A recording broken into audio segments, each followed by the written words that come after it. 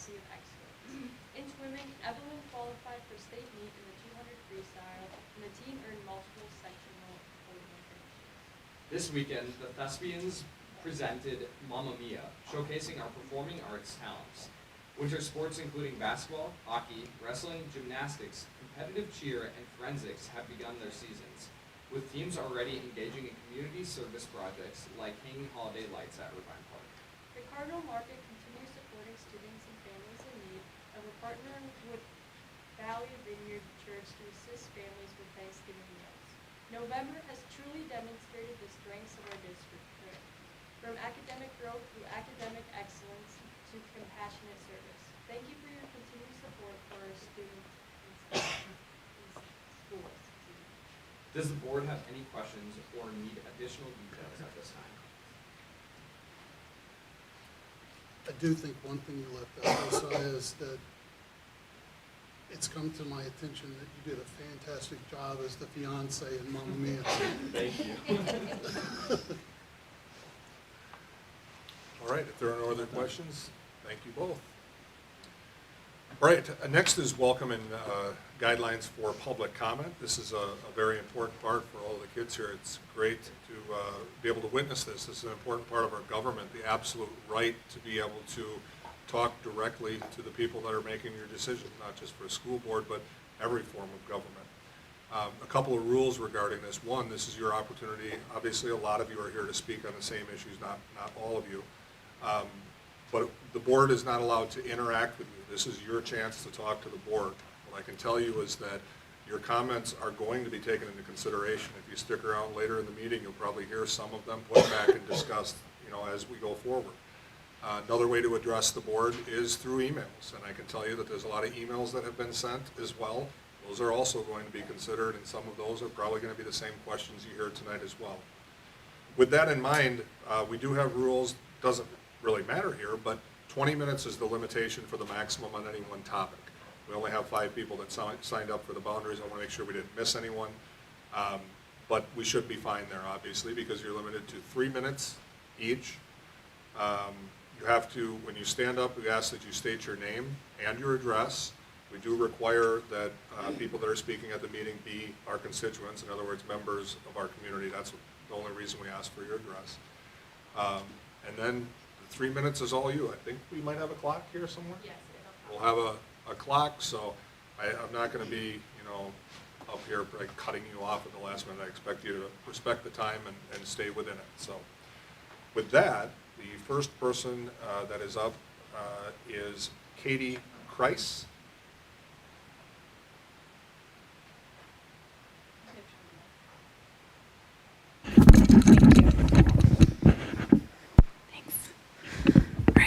Hi, good evening. I'm Katie Kreis. I live at 601 Squires Street. I have 2 children. One goes to 2nd grade here at Hillcrest, and another one is 4K in the district. After reviewing materials presented for tonight's meeting, I want to acknowledge the district's intent to address equity concerns, particularly where homestead class sizes might be elevated, Stilsons maybe appear lower. But what remains unclear is how transferring 66 students from Hillcrest to Parkview resolves this imbalance.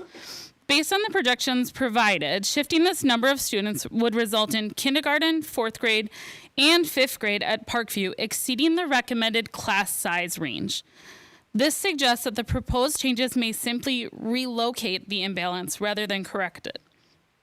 Additionally, while Homestead is noted as having 2 grades with higher class sizes, it has also shown the largest decline in enrollment among the elementary schools.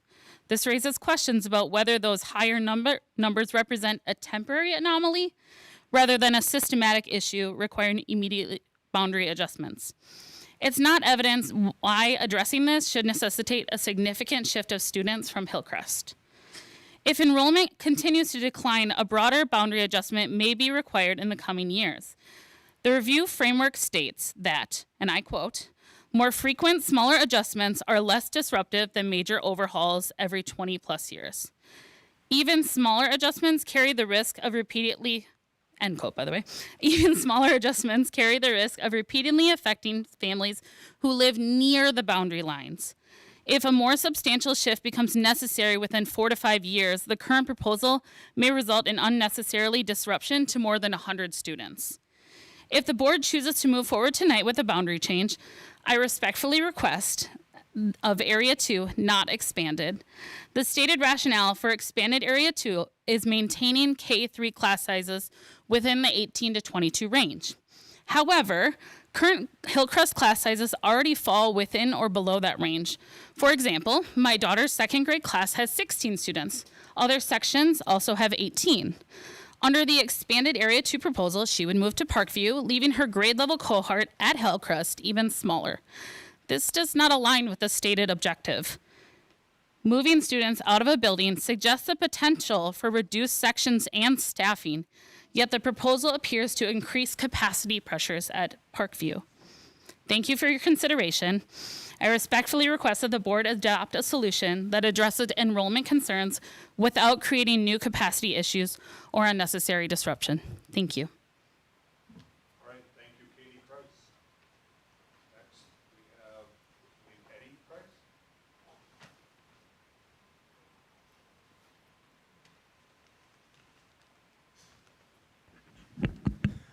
All right. Hi, I'm Eddie Kreis, and I live at 601 Squires Street. I'm married to Katie, and I have 2 daughters in our district. I'm going to speak just very briefly. I know that declining enrollment is the big impetus for this proposed boundary change. And I think what we don't know is the future of what declining enrollment is going to lead us to. I think there could be 2 options. One, declining enrollment could self-correct. And in that case, making a boundary change right now would prove unnecessary.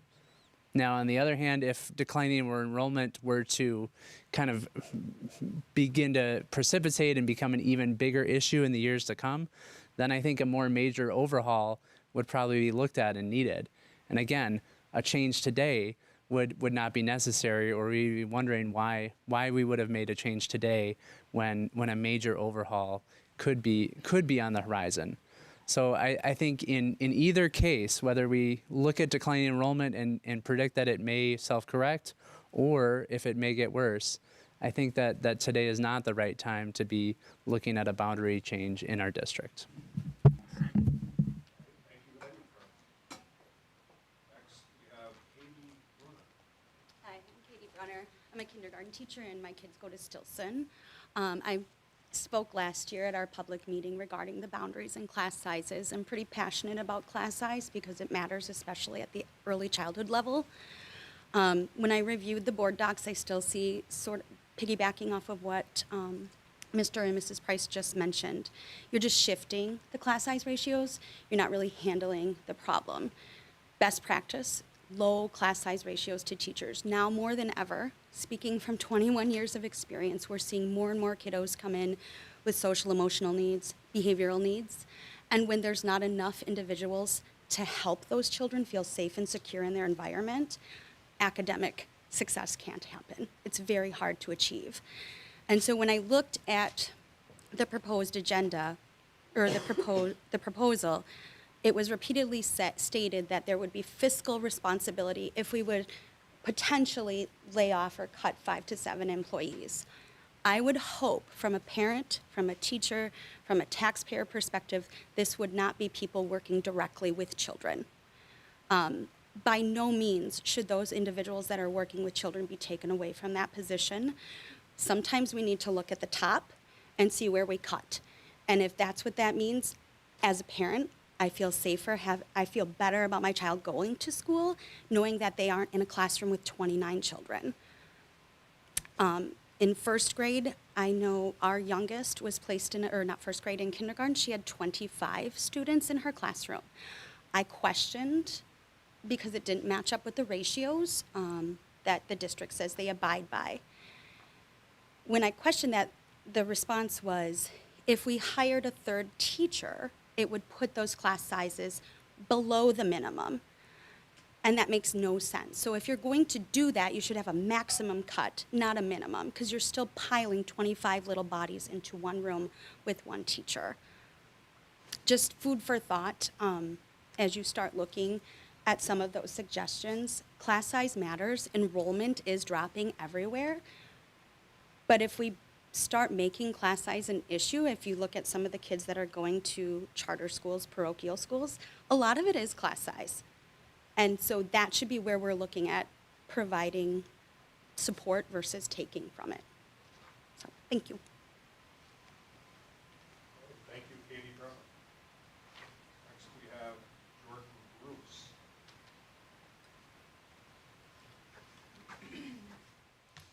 Good evening, President Check, board members, Superintendent Holmes. My name is Jordan Bruce, 18200 51st Avenue in Chippewa Falls. I voluntarily coached kids sports for over 20 years, long enough to know that when you get a response to your question, it's because that's the way we've always done it. It's not something that's acceptable to me as a coach. I've been coaching with Chippewa Falls Flight and Hoops the last 7+ years, which is our district's only 2nd through 8th grade boys and girls feeder basketball programs, made up of 100% of kids who attend CFAUSD schools. Our 6th grade boys earned a spot in the Great Northwest League Championship Tournament for the top 32 teams in Northwest Wisconsin on January 3rd, 2026. This is our very first tournament of the season, and because of Thanksgiving and Christmas breaks, these kids would miss out on significant practice opportunities and go almost 2 full weeks with 0 practice right before their biggest tournament of the season. 2 weeks of Fortnite and TikTok is not the tournament prep I had in mind. Last year, we were allowed a handful of practices over break, never on a holiday or holiday eve. This year, we were suddenly told no outside groups can use the gyms on any non-school day. In my emails with Director Knowlton, the explanation was historical past practice. I have a hard time saying it even. And apparently last year was just a labeling oops. No written policy banning it exists in Policy 7510 for facility use. The administrative guidelines, OE 13, I checked twice because I'm a coach. I like confirmation. Your own strategic plan in the spring edition of the Cardinal Line, talking about caring culture and getting kids active, social, and off screens. A few volunteer-led practices over break do exactly that at no extra custodial cost, since staff are already there keeping the facilities looking great. If we're locked out, our only close option is renting facilities like Christ Lutheran for $100 an hour, which ironically get to use our facilities for free and even get priority over our own CFASD kids. But I'll save that soapbox for another night. President Check, Cardinal Athletic Hall of Famer, and board members, if these were your kids or grandkids who had earned a championship opportunity and you had volunteer coaches actually willing to give up holiday time with their in-laws to coach them, what would you want the district to do? Keep the doors locked or let them in to shoot some hoops and represent Chippewa Falls? I'm respectfully urging the board to direct administration to keep last year's common sense approach and allow approved Chippewa Falls area school district groups like Flight and Hoops limited non-conflicting access over breaks. Thank you for your time and everything you do for our kids. Go Cards. Thank you, Jordan Bruce. Next, we have Amanda Nelson.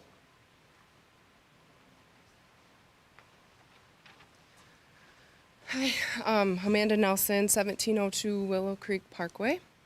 They hit on the numbers really well, but mine is more about neighborhood cohesion with the boundary review. So Willow Creek, if you're not familiar with it, booming area, but specifically for us, I have a incoming kindergartner and I have a current first grader, so 2 affected with the shift to Parkview.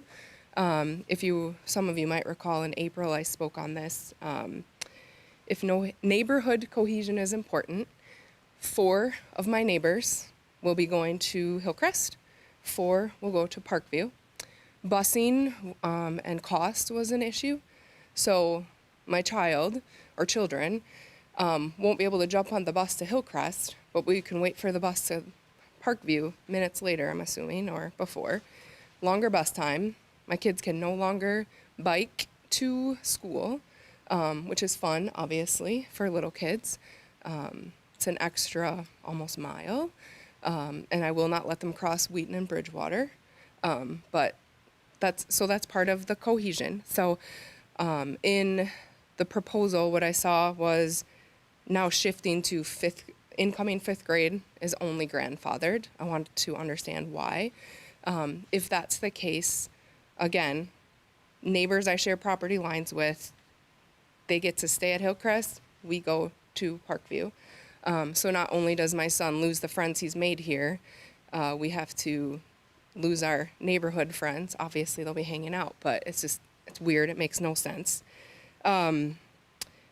I would hope that this is tabled yet again for actual facts around neighborhood cohesion, or looking at kids that live maybe a little bit further out that don't have neighborhoods that they're already cohesive with. They're already riding the bus, maybe a little bit longer to a different school. Like Katie had pointed out, some of the numbers just don't make sense with the shift. Class sizes are fine from what I'm seeing of status quo, and also the number savings on the status quo doesn't seem like it's substantial enough to even make this significant of a change. Proposal also mentioned details about potential future referendum. So let's make a bunch of people mad, shift boundaries, and then ask for more money. It makes no sense. So thank you. I did email board, so you got some of those bullets as well, but appreciate everything that you do, and just hope that we can table it yet again for more decisions. So thank you. Thank you. Next, we have Jennifer Duffy. Hi, my name is Jennifer Duffy. I live at 13344 136th Avenue, which is kind of out by Klingers. My son Cade would, with the proposed proposal, he would go from Hillcrest here in second grade to Parkview.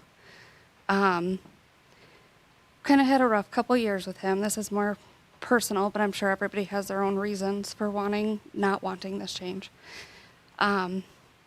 He, going into kindergarten out of 4K, me and his dad split up. So that was a huge disruption to him. Then in first grade, I met my now husband, and so that was a huge disruption to his life as well, moving them into our house. Sorry. Then this summer, he was in an ATV accident and almost died. So that's been a huge disruption as well.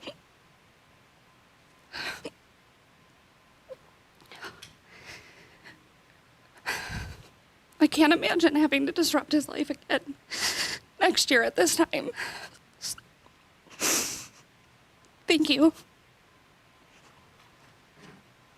Thank you, Jennifer Duffy. And that's all that we have speaking tonight. I think a special thank you tonight, like tonight when we have people that all spoke, like additionally on behalf of the board, thank you for trusting us with your gift and for being here and speaking and being so passionate about it. So we really appreciate that. All right. Next, we have part of our agenda where we get to showcase some of our schools. And today we are showcasing Chippewa Falls Elementary School. Okay, you guys ready? How do you get their backs? All right, stand by.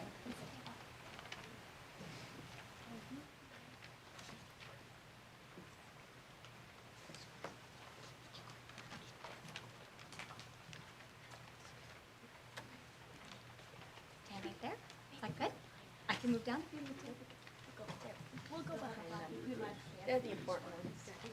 Okay, well, thank you for having us. My name is Kari Koenig, and I am the principal at Jim Falls Elementary.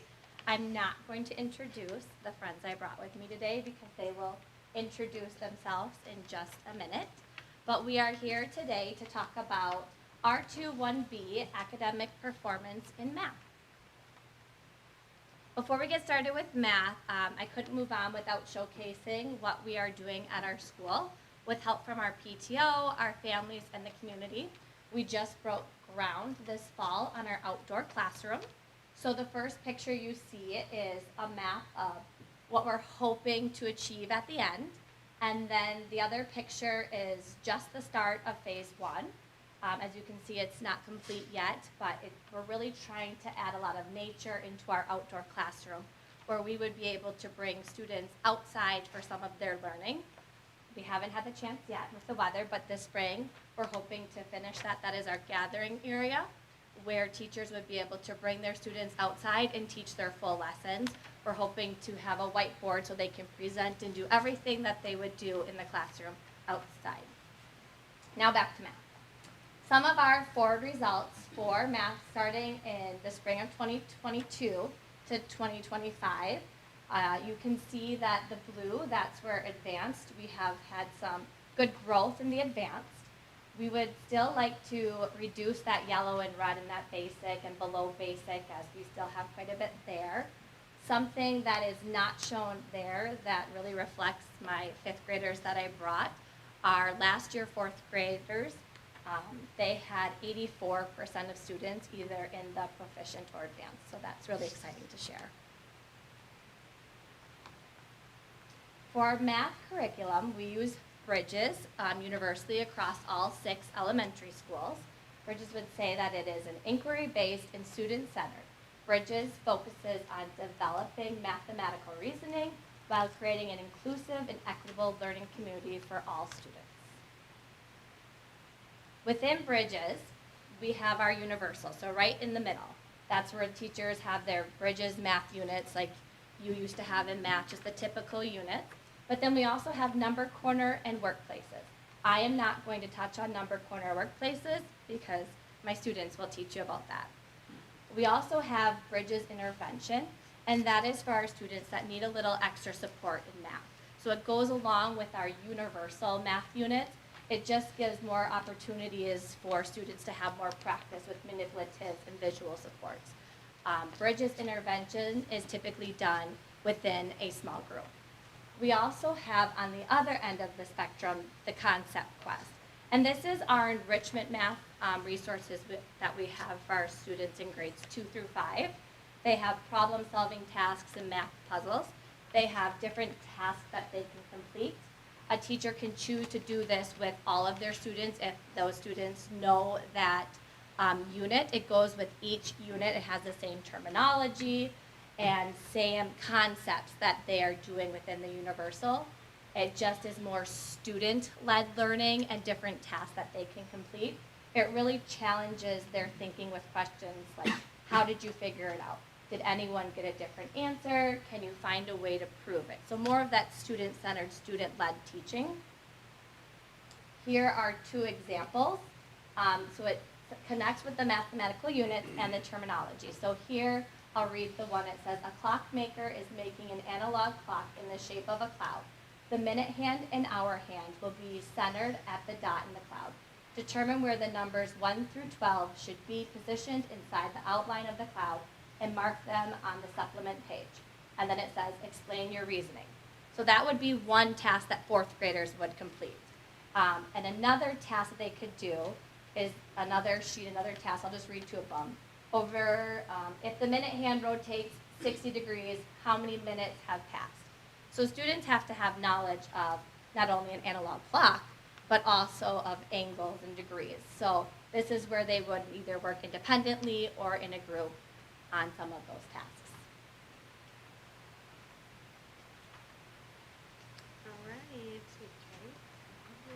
All right, so hello, my name is Kayla Schlimgen. I am the 3rd grade teacher at Jim Falls Elementary School.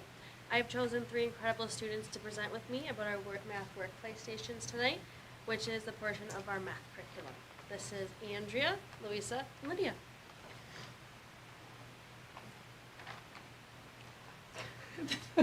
Forgot my job. So, what are math workplace stations? Math workplace stations are games that are built into our math curriculum that help us with the math skills that we are currently learning at that time in our math unit. This is where we keep our workplace stations in our classroom. There is a cart in the front of the room that has 4 workplace station drawers. Each drawer has a sticker on it showing us what game is inside the drawer. There are always 4 games for us to choose from in the cart.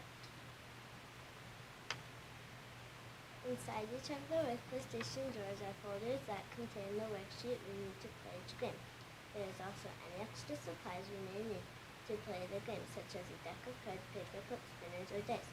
We always have what we need to play each game. We use workplace stations in 2 parts of our day. We use workplace stations during our small group time and during our whole class math time.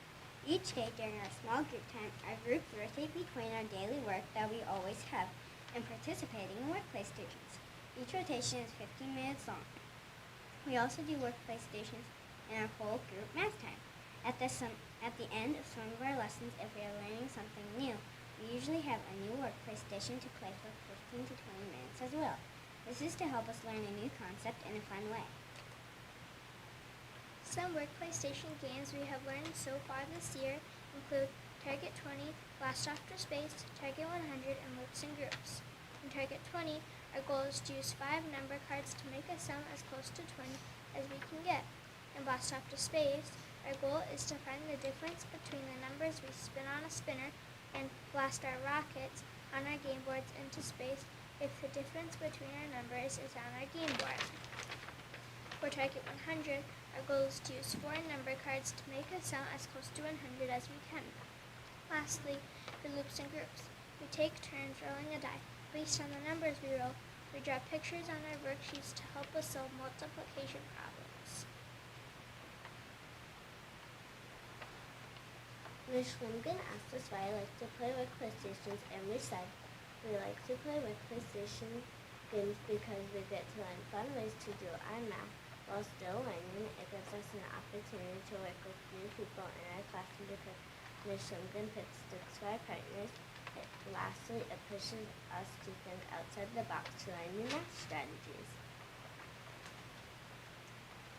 If you look at the screen, here are some pictures of us playing our workplace station games during our whole class math lesson. Lastly, here are the 3 of us playing our workplace station games. Alright, moving on to Number Corner. My name is Allie Johnson, and I'm the 5th grade teacher at Jim Falls. I have picked 4 wonderful students to present with me about the Number Corner portion of our math curriculum. We have Clara, Jackson, Ian.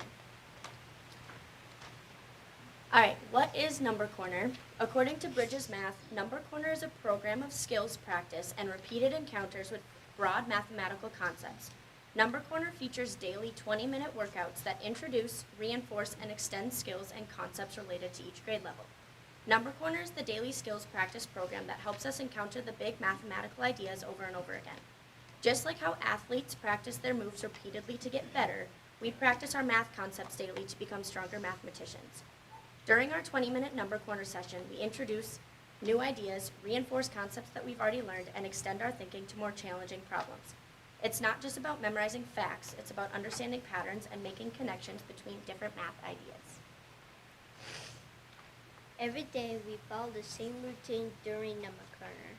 First, we work with our calendar. Each day we flip a card and explore the patterns and algebraic thinking for that card. This allows for repetition of the material and predictions after we flip the card. We fill out the graph or collect. There are a variety of charts and graphs that are used to show data collection. We then answer questions about the data we have collected. Finally, we complete any pages that fall in our student workbook. There are different pages each day that align with what we learned about earlier in the lesson. On the board, there is a picture of our Number Corner display. On our Number Corner display is like the headquarters for our daily math work. It's a special area in our classroom where we see important information, track patterns, and solve problems together. The display changes throughout the month as we collect data and make new discoveries. You can see all the way on the left are some of the vocabulary words we focus on throughout the month. In the middle is the calendar for the month. Like Ian said, we flip a card each day. Finally, there is the calendar collector. This is where all of our information is gathered and organized. This helps us see how math connects to the world around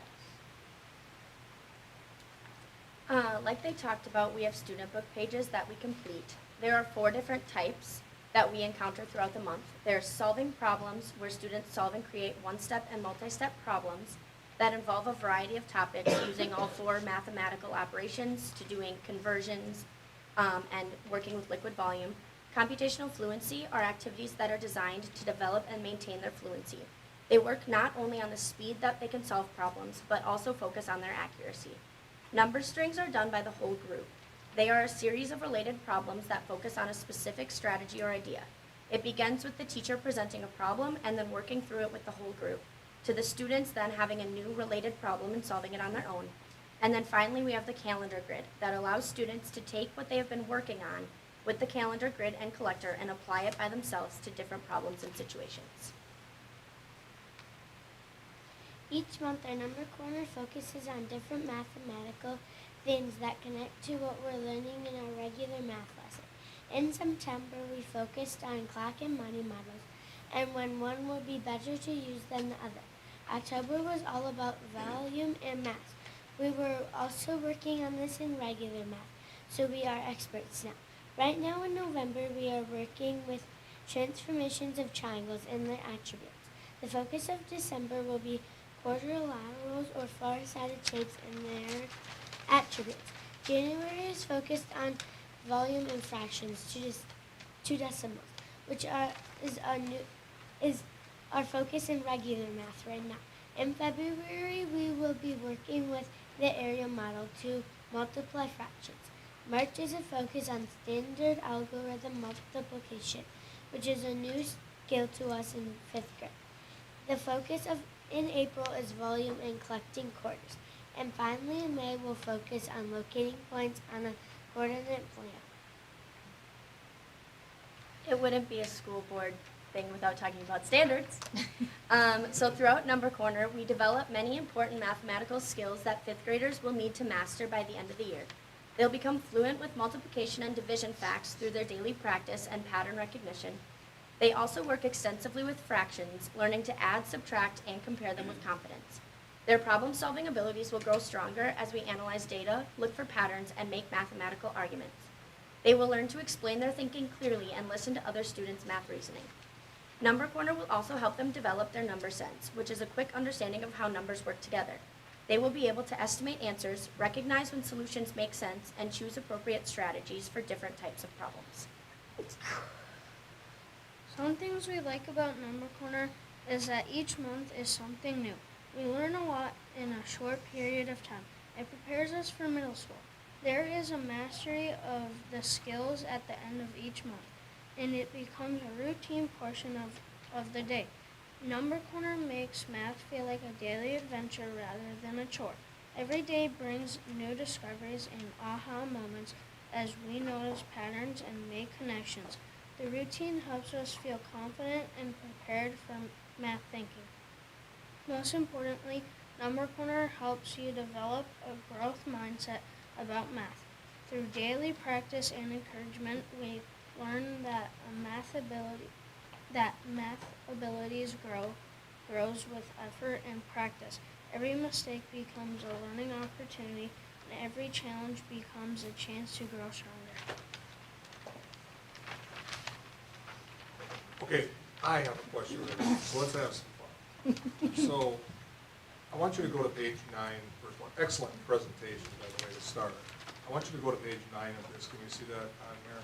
Can you go back? Page 9. Or, sorry, it says, 7, sorry, it says 7.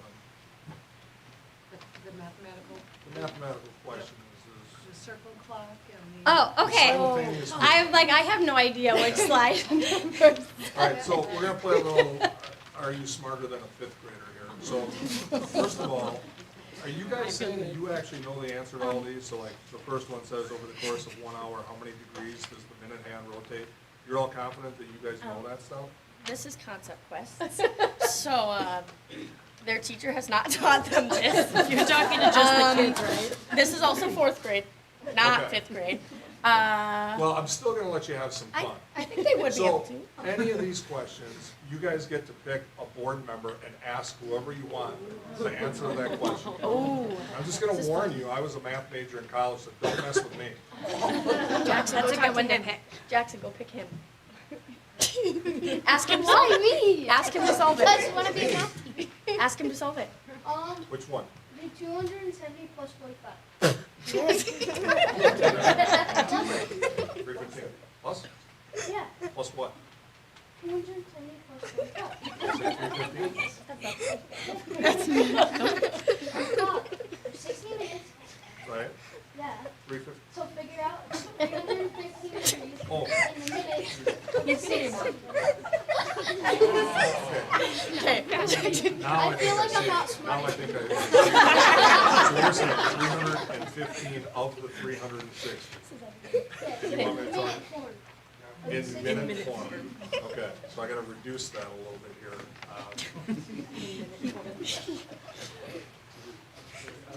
No, I don't need a calculator, I just.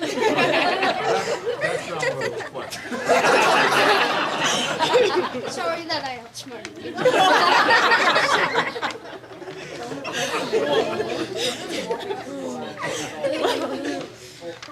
45 less than 360, so that's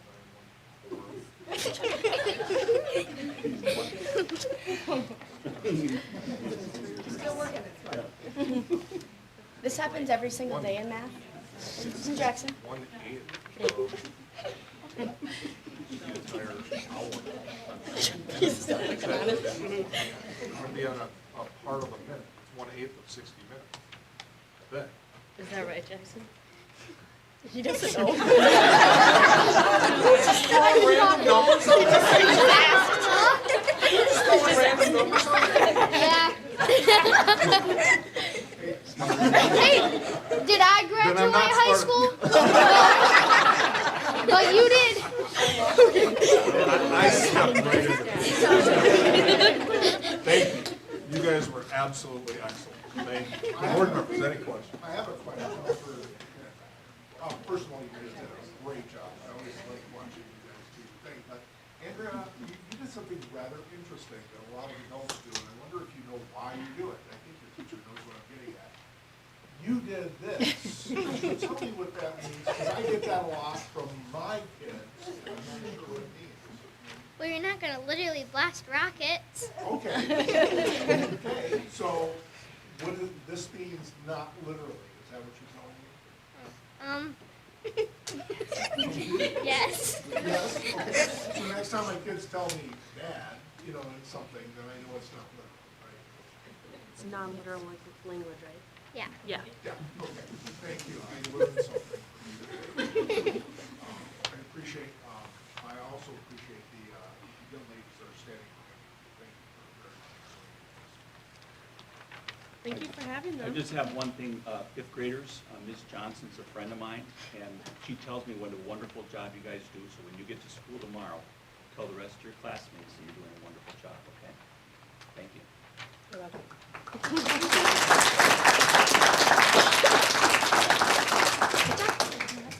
You're done. By the way, You I get to thought run it away would be now. close, so I did have to do that 7.5 minutes, and I thought you were trying to make me say 6 or 7. He would be the one that would do that. Yes. All right, next up, we have Mr. Thompson presenting on our fall activities and athletics recognition.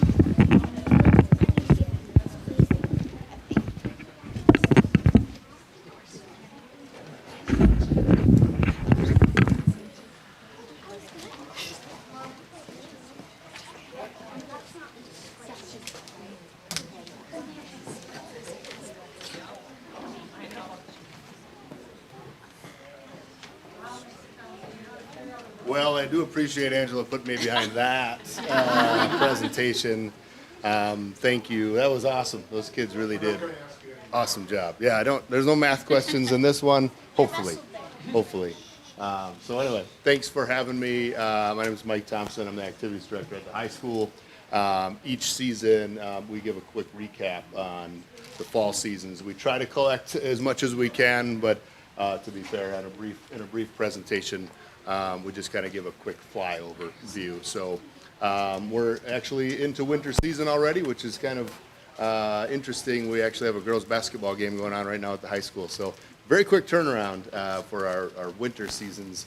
But as you see, we had a jam-packed, fun fall season that gets going in August, which is, shortens the summer. But once we get going, it's very fun, and the kids get into classes, and it's just makes for a fun start to the school year. As you can see, that's our new mural there that was created by a student at our school that graduated last year, Grace Google. If you're at the high school, if you get a chance to take a look at that mural, it's really cool. It's really eye-appealing, and it brings quite a bit of life and character to our high school walls when you're in our hallways. So we'll just kick it off with the equestrian team. They said they're down for a dozen, is what they said, and they went for a 12-time state championship, and they did that. They had quite a bit of competition this year. Oregon High School from the southern part of the state and Menominee High School are really growing their programs. The interesting thing is our program has been integral. Cara Schuler, who has retired, and Angie Southworth has taken over. Cara Schuler's into helping other programs get up and going. So she's helping the programs that are chasing on it and really close to our tail. But either way, our students did such an excellent job this year. It's a Friday, Saturday, Sunday event down in Madison. There's a few tournaments or exhibitions throughout the year. And of course, they came home with the 12th consecutive state championship. So if you see any of these students, and they have middle school through high school students on this program, make sure that you congratulate them. We do partner with the Northern Wisconsin State Fairgrounds, and they're vital in being able to allow us to practice and be able to compete at the level that we're able to. Pairing that with the FFA horse evaluation team. I don't know, maybe you didn't know we had those things, but our FFA is very robust at our high school. Gina Bergen and Ms. Foster, they have done an excellent job of getting kids into those programs and getting some outreach into some middle school programs and growing that. And you can see Ellie Swoboda helped with a high finish, and we had national runners-up in the horse evaluation team. Yes, it turns out a lot of those students do the equestrian team as well. So there's some success in all the things that they do, apparently. Into cross country, we had a smaller group this year, which is okay, but they're a very, very dedicated group. So smaller group, meaning 36 members, so 21 on the boys' side, 15 on the girls' side. It's relatively small in a school our size, but the kids that are there are very, very dedicated. You can see we have 11 academic all-conference honors within those two programs, and 3 all-conference awards for the boys, 1 for the girls, and you can see a picture of Madeline Schmidt. I think she got done working out there, so she's like, yeah, go ahead and put that picture up there. But this is her first time running cross-country. She had done track in distance in years past, but if you know anything about cross-country, it's about pacing and training and putting on a lot of miles in the summer and leading up to the fall. She is a new Chi-High record holder, which she took from Katie Ferris, she teaches in our district as well.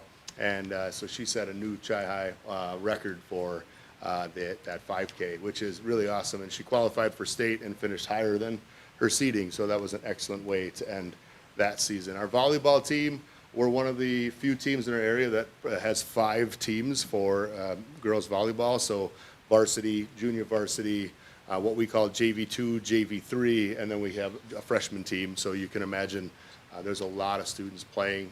We find as many games as we can for the lower levels, but again, we're one of the few schools that are able to have that, and we're pretty proud of that. So we get kids connected right away as they get into our school. But as you can see, if you follow them on Instagram, I don't know how many people are in here on Instagram, but if you follow them on Instagram, they have a very, very robust group on Instagram. They're fun to watch. They put some pretty cool postings out there. We did have some all-conference awards. We hosted a regional final. It didn't go as we wanted it, but either way, it was an excellent group of students that were able to compete for Chippewa Falls High School.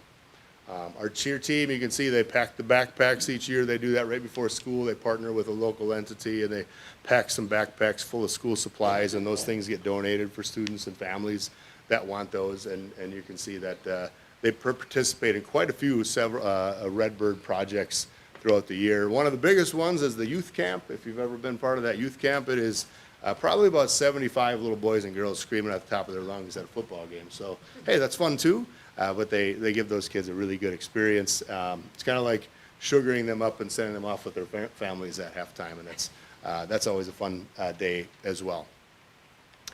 With women's tennis, that's one of our larger teams that has been growing ever since COVID. It's 45 members. This is one of the most successful as far as how competitive we've been over the years. We've been able to build Stephanie Linsmeyer. She works at Parkview. She's been able to build that program over the years. She's invested her own time, volunteering her own time to run some middle school camps over the years, just 1 or 2 days a week. And you can see now that some students are coming here and having some basic level skills of tennis.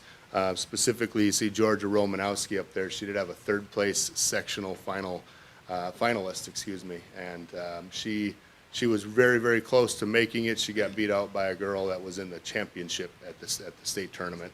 And if you ever get a chance to watch somebody play tennis, like, I don't want to offend her. It's not like perfect tennis, but she just finds a way to get that ball over the net, and the other tennis players are like, how did she get to that thing? So she's really fun to watch when it comes to that.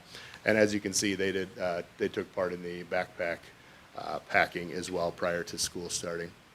And a note at the bottom, 9 out of our 10 members did earn that academic all-conference, which Stephanie's very proud of with that. But again, one of the most successful seasons that we've had in the Big Rivers, and we're on the upward climb with women's tennis. Our football team, well over 100 players. We have a varsity and a junior varsity and a freshman team. We did qualify for the playoffs, and football is one of the sports you have to qualify for the playoffs. We ended up having a rough start to the year and then kind of figuring things out with a lot of new kids to starting roles. There is a second team all-conference defensive lineman in the room right over here, and Josiah was a second team all-conference defensive lineman, but he was also such an excellent leader. I think he's pictured in there, number 55. He plays a tough position, and he's a tough guy.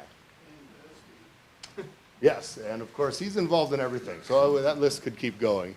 But Josiah was a part of that team. They did our community proud. They went down to Waunakee and took them to overtime, and Waunakee's kind of a state powerhouse throughout the state, and opened their eyes, and a lot of Waunakee people from Waunakee did give us quite a few compliments about our boys and the way they carried themselves and the way they competed. One of the highlights is always Veterans Appreciation Night. We typically have all of the veterans, 75 to 80 veterans, come and get free admission, and they have a hospitality area, and they come out to the goal line and get honored prior to the game. And we Roxy Rakovich sings, and this year it rained a little bit, so we had to cancel a flyover and all of the things that go into it, but we were still able to. One of the new things we did was we brought them out with bagpipes, and if you ever heard bagpipes with veterans there, that'll give you the goosebumps. So next year, if you can come to that, that's always a fun event, and it allows our student athletes to understand what veterans have done for us. Women's swim, we just actually wrapped this up. Evelyn went to state. She went to state 4 years in a row, which is very, very difficult to do to maintain that high level of competition. And it's also, of course, difficult to just stay healthy for that many years, to be able to give yourself a chance to do that. 15 members of that, quite a few podium finishes at the Big Rivers conference meet. 7 podium finishes at the sectional meet. This year, according to our coach, it was a very, very fast statewide times. So Evelyn had to kind of sit and wait to find out if she punched her ticket, which she did.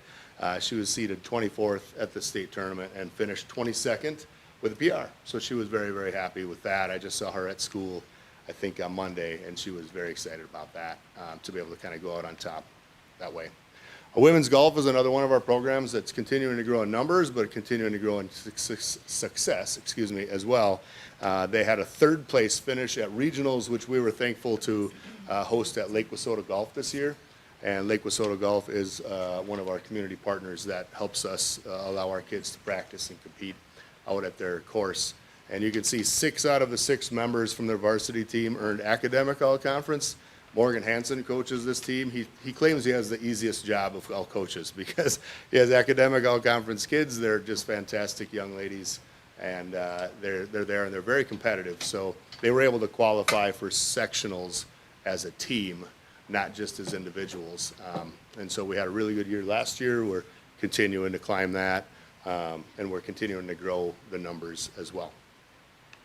Our boys soccer team, 41 players, good numbers. We had a JV team, and we added some games, so we could play some JV2 level games, which ended up being like a lot of games at the end of the year, but we were still able to get kids a pretty quality experience throughout that.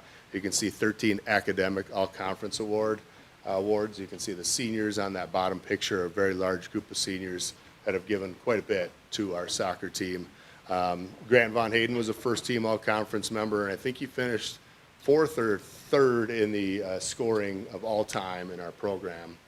And that was a fun group of kids to watch. They really gutted a lot out, and they started out the year with a lot of ties, which, if you know anything about soccer, ties is just, one ball bouncing a certain way could be the difference. And, they competed as hard as they could for the entire year. If you were able to watch our marching band competitions, this was the most unique show I think I've ever seen. Brian Collicott and Mike Renicky were kind of behind it, with other people, of course, but it was always in Brian's mind to bring a baseball-themed marching band show to life. And you're like, sure, Mr. Collicott, that will be great, with thinking, how's that going to be? And if you were able to be there, there's baseball-themed music.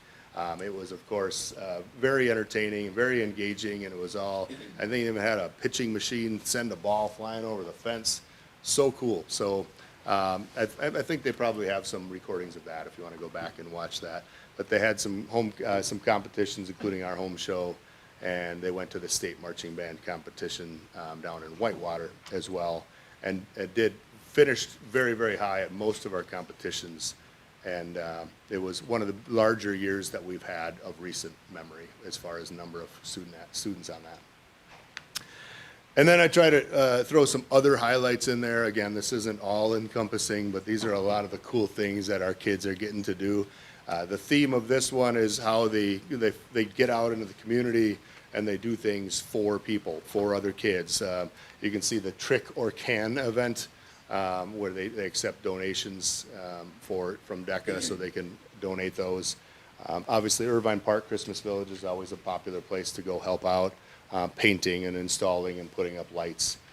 Teddy Bear Clinic was a new one this year. Our HOSA did Teddy Bear Clinic, which Doug Diekman brought some third graders over to the high school, and they brought their own teddy bear so they can learn about what it looks like to go into a clinic, and some medical professionals from our community came in and talked to students about what would happen if they needed to get an x-ray, or what would happen if they needed to go to this doctor. And it was a really cool experience. The kids hopefully got a lot out of it, and our students in HOSA were really, really nervous leading up to that, but they really did an excellent job with taking third graders over there and showing them the ropes with that.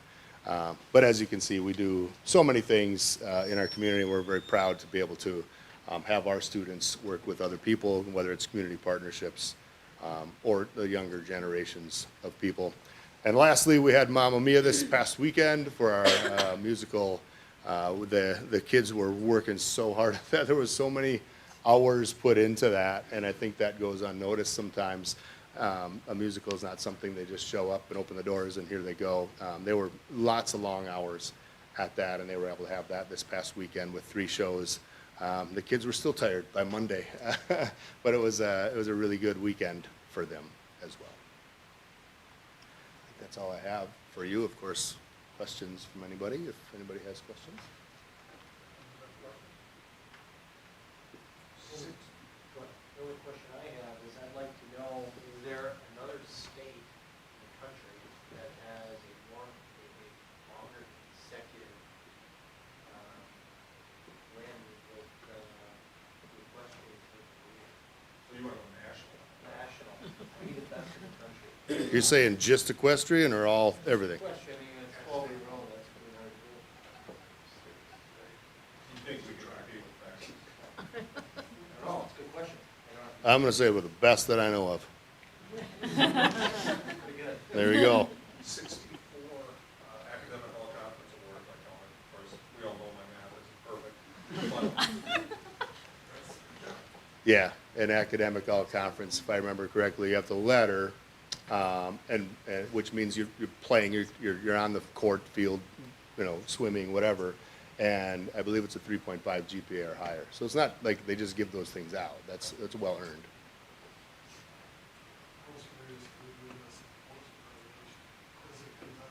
I think it was a Tennessee team, if I remember right. Yeah.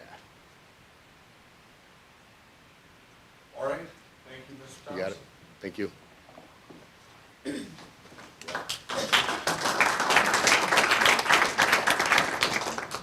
All right, moving on to our next part of the meeting. We've had some seats open up. If you guys in the back do want to come on up. If you don't want to be that close to us, that's fine too. Just, they're open. But we are going to move ahead in the schedule and not make everyone wait. We have a lot of parents here that are here for a particular topic. It's 9.02, boundary review. We're going to skip ahead and do that right now. So, Superintendent Holmes. I think before I start what I prepared to tell the board, I do appreciate everything that I heard. Your story in particular strikes a emotional chord with me. And I do want people in this community to know me and understand me, that I've always been a leader who uses both my head and my heart. It's one of those instances for me where you need to understand that when I look at kids in any school district that I work in, I look at them as my own child. You know, I do have 2 children of my own. I have been now in my 3rd school district as a superintendent, and I've gone through elementary attendance boundary adjustments there previously, and it's never an easy thing to do. I do absolutely hate that it does disrupt the lives of some of our kids, but then I have to put my administrative hat on, and I have to look at things from multiple angles, and it's not just me. What I am very appreciative of here in this district is that I do have an exceptionally strong administrative team. Elementary principals, I was very glad to hear about you didn't notice what they went through. Our elementary principals did a fantastic job prior to the start of the school year to adjust for class sizes and facility usage. You know, the shifts that we're talking about Parkview, a lot of people don't know and understand that Parkview is a 4-section school, and in how many instances is it down to 2 sections? So those shifts to Parkview are right-sizing the facility usage that takes place. If I didn't do a better job of explaining that in the background information, I apologize. You know, so before I read what I'm going to read, I do need for people to understand that as a parent, sometimes there has to be tough love. And this is one of those instances for me, is that I care deeply for this district. I care deeply for you people that were here tonight. I care deeply about all of the people in the district. So when I say the things that I'm about to say, understand that I say them because of my position as a superintendent and having looked at things from multiple angles. So with that,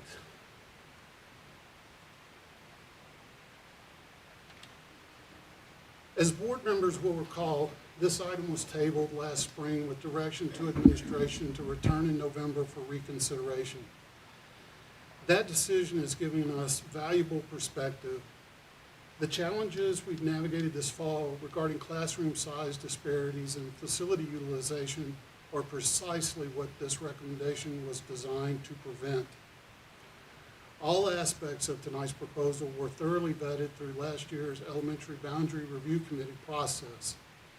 The comprehensive stakeholder engagement and data analysis have already been completed. While I respect that difficult decisions can benefit from additional reflection time, I believe strongly that resolving this matter now serves the district's best interest. Our incoming superintendent will face significant challenges ahead, particularly navigating the 2027-28 fiscal cliff when our operational referendum expires. Inheriting an unresolved boundary issue requiring immediate controversial action would compound those challenges unnecessarily. The groundwork has been laid, the analysis completed, and the path forward is clear.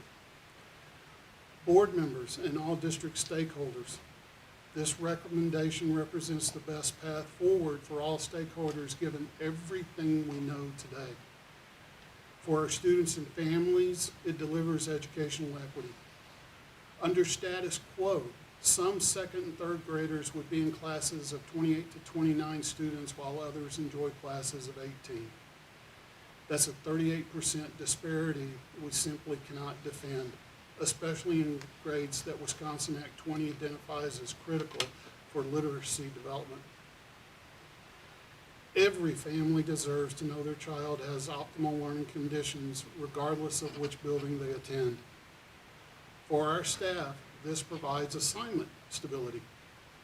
Rather than constantly shuffling positions and sharing staff across buildings and complex schedules, we're creating more sustainable staffing patterns that allow teachers to focus on instruction. For taxpayers, we're demonstrating fiscal responsibility. We're still reducing costs by $270,000 to $300,000 annually. We're just choosing to invest $180,000 of the potential savings in educational quality rather than banking every dollar. That's 0.2% of our budget to achieve equity. And critically, implementing now means our incoming superintendent inherits a balanced, equitable system rather than an immediate crisis requiring controversial decisions in their first months. This recommendation serves everyone well given our enrollment realities, potential referendum timelines, and leadership transition. It's the right decision at the right time. Thank you for your consideration. I now turn the topic back over to Board President Check for further board discussion. All right, board members, now is the time for questions and further discussion. So feel free to jump in. Well, I'm going to jump in right away. First of all, I want to thank everyone that put together all the data. It took a lot of effort. I appreciate the time that the superintendent and the admin team put in this. But the question has been raised a lot lately of data versus intuition. And some of you know me, I'm more of an intuition guy than I am a data guy. Now, we've also discussed that in 2 or 3 years, we may be forced to do something. I'm not going to use the word drastic or monumental or anything, but it will be significant. With that being said, though, I think there are a couple of things that we can do to mitigate, give ourselves a year to see if the numbers really do play out like we forecasted. And I'm not in favor of moving the boundaries at this time. I would like to put it off a year and see where everything lands. Now, we have 480 students who open and roll out of this school. We have 200 and some that open and roll in, which leaves 200 and some kids that potentially could come back to the district. I was hoping we'd have a plan to address some of those families to see what we can do to get them back into the district, to maintain all the programs, maintain all the teachers, and level out our schools. As of yet, we have not done that, but I'm hoping that is something that we can look forward to doing. Disruptions are hard.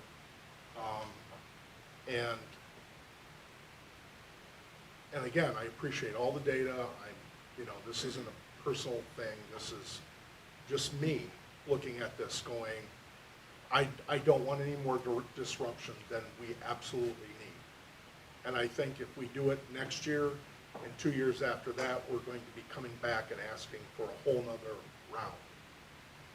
The referendum does run out at the end of next year.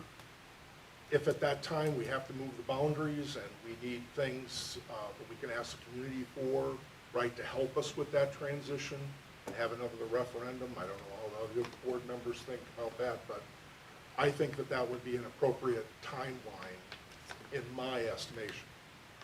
So, again, this is a long, I thought about this a lot, and I know I've talked to a lot of people, and I trust people on the board, I trust the administration, but I'm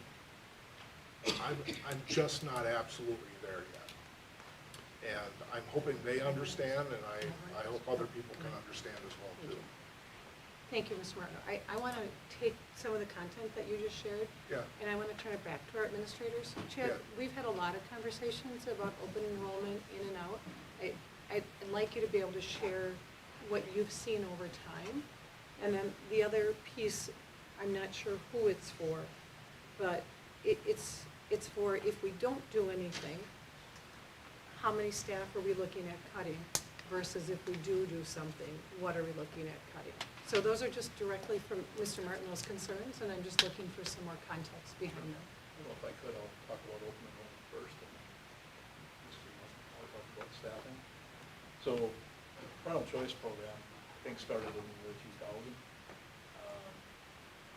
And since then, what we see here in our district is a fair amount of border balancing. Can we pause for just 1 second? Are you guys able to hear back there? I didn't think so. Are we able to have the microphone maybe? This is a bad room, so we'd like to make sure that everybody can hear. Or come join us, please. Come I already asked that.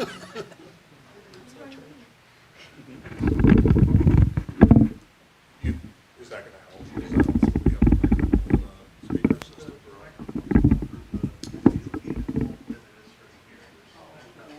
Oh, so if you want to hear, we really can't do anything apparently, but have you come up here. I'll use a coaching voice. How about that?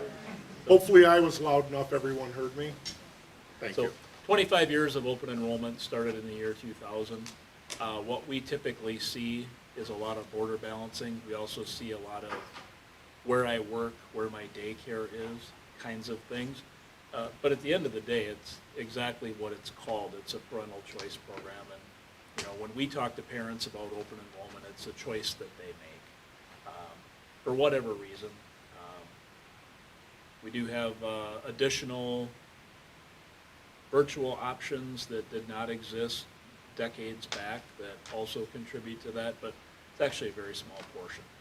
So when we look at the students we receive from other districts, the students that go to other districts, yeah, there's a ratio there, and it's significant. I mean, and it is, and it would be great to be able to find a way to get some of the, you know, to have a better balance, right? But it's also stayed very similar for a long time, hasn't it? The ratio has stayed very similar. It's actually fairly common for larger school districts compared to smaller.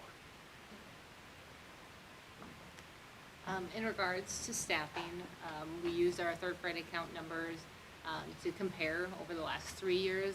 They were pretty steady to give us a decent idea on our class sizes, and then use this year's third grade account to project forward to next year, and which is something we typically do when we start our staffing process. And so what we see in the numbers that we currently have, if we made no changes, we would have, if we made no changes except for making class size range for K3 go 18 to 22, we would have 47 sections across K5 that would be at or within our parameters, 23 that would be below, and 8 that would be above. And again, that's with no changes, but that would be a potential reduction of up to 9 FTEs based on how we staff our classrooms and student enrollment numbers. With the shift to the proposal, we would fall within parameters, again with that adjustment for K3 to 18 to 22, 54 sections would be within our parameters, 20 would be below, and 6 would be above. And so in working those numbers and looking at our staffing, we would like to have some wiggle room because we have some sections in second grade and fourth grade, and then one in kindergarten at Jim Falls, which we have a separate idea or plan for, that are kind of on that cusp of could add a section. So if we were to take the recommendation, we would see most likely a reduction in 5 to 7 FTEs as opposed to the up to 9. Okay, but I'm going to address something. I'm not saying we're going to get 480 kids to come back. We're estimating that maybe 90 kids, and we might be down to 90 kids, right? Or was that for K? 90% of our reductions this year. Yeah, so getting 30 or 40 kids back, especially if they're in the right schools, right, balances things out. And we haven't had an outreach. We have a new superintendent that will be coming in soon. And I'm confident that they will have the ability to meet with our community and put some faith back in public school. And I've already known that some of my constituents who do not send their kids here have already told me that the economy's not doing really well for them right now, and they are strongly considering not being able to afford a private school next year, that they would probably have to look to coming back. Again, I'm not looking for 90 or 100 kids, but if we have 20 or 30 that come back in, it would mitigate some of those. To address Mr. Trowbridge and Mr. Noor, they know the numbers very well, and I trust them, but I'm just going on my intuition, and I'm not trying to argue with them, but I think I just see things just a little different. I've lived in this community for a long time, and if we have some growing pains or shrinking pains, whatever pains next year, I think given a new superintendent and the board that we have here, I think we could work out whatever problems there are for a year. And I think people in the community would understand if we came back in a year and said, look, Martineau was wrong, right? And we do really need to move. I think that people would understand that and would be more likely to be on board with this. I have yet to speak to any parent who's for this, so trying to balance everything, that's where I'm at. And I'm not trying to argue with anybody, but I'm hoping for the best. You can. I do want to point something out though. So first, before we get to all of our opinions and how we're going to vote, I would like to make sure that we take this opportunity to ask our questions to the people who put this together, find out if what those questions are that our constituents are asking, and then we're going to have the opportunity, I think, more to kind of share our own ideas. But go ahead. So I guess my question is, if we go forward with this process and we have circumstances with students that have special circumstances, be it locations or whatever, is there a way they can address that in specific instances where there may be wiggle room for a student if there are special circumstances? And you can correct me and add to this, but my understanding is we are still continuing with our request for reassignment process. That does include caps in our buildings and our classrooms, and so there is potential for people to make the request for reassignment, but it has in the past always been dependent on what our max caps are. And also the request for reassignment is revisited and applied for every single year, so it's just a guarantee for one school year once it's approved. And transportation. Thank you, and yes, transportation is the responsibility of the family if the request for reassignment is approved. How many special circumstance kids do we have now? How many students on request for reassignment? Yes. Do you know that number offhand? I'll find it. Okay, thank you. Thank you. I was referring more, once this process goes forward, if a parent or a group comes forward to you and say, hey, this is a special circumstance, will you consider it at your discretion? You said that there would be a process where they could talk to you. Yep, this process that's currently So in it's the place. existing process, but it also applies in this situation. I have a question, two questions. First, will you be adding, losing any Title I schools, how that fits in. And then my other question would have to be with Act 20. You know, what if we don't do anything, how is that going to maybe hurt or help our results versus if we shift some kids? How is that going to affect our learning? So when the scenarios were looked at last year, there wasn't a significant enough shift in demographics to actually shift any of our title programming.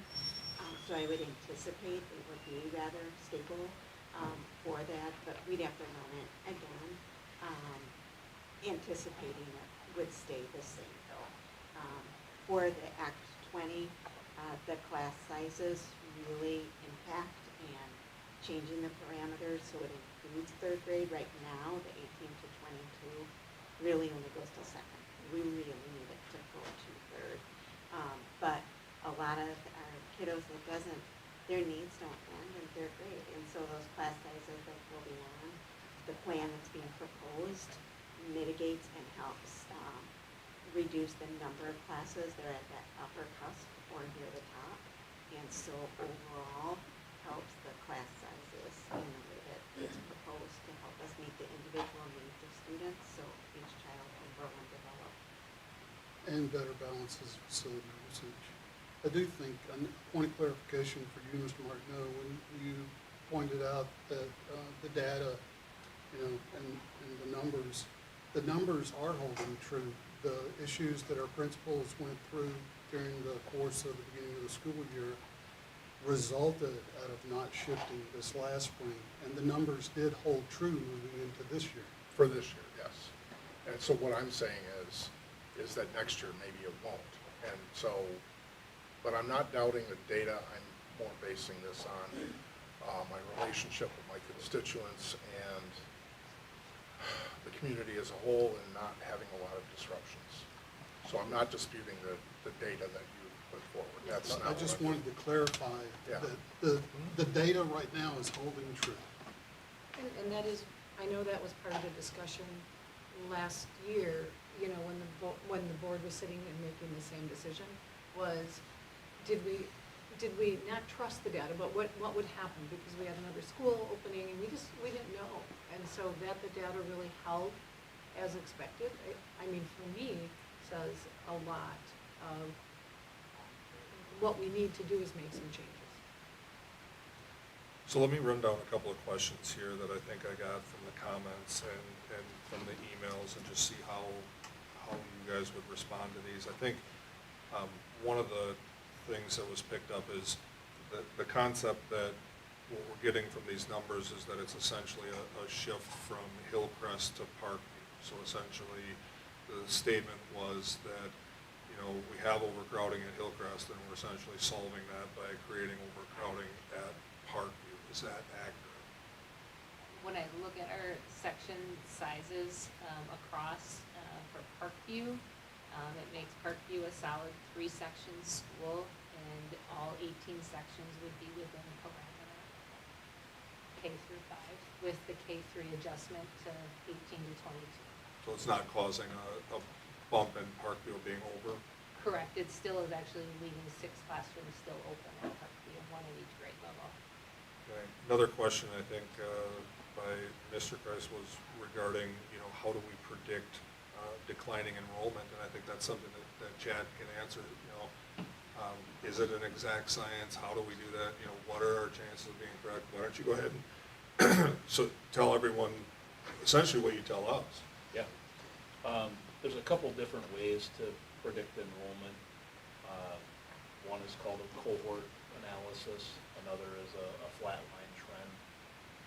Another is just keeping an eye on county birth rates and where kids live.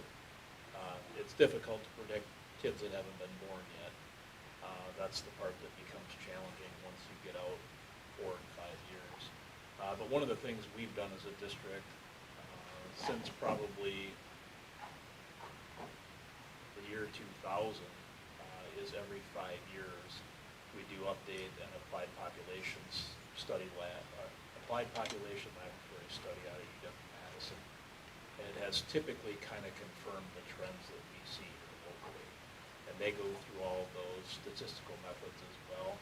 They have a little better access to census data, building permits, housing starts, housing growths by each municipality than we're able to gather or spend the time gathering, and we rely on the experts to do that.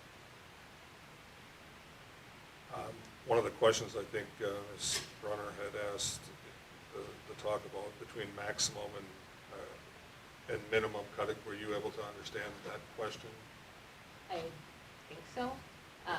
So when we are looking at our numbers, we highlight if it's like more than 2 below our minimum number, we just highlight that. So that's what I talk about when we're below parameters.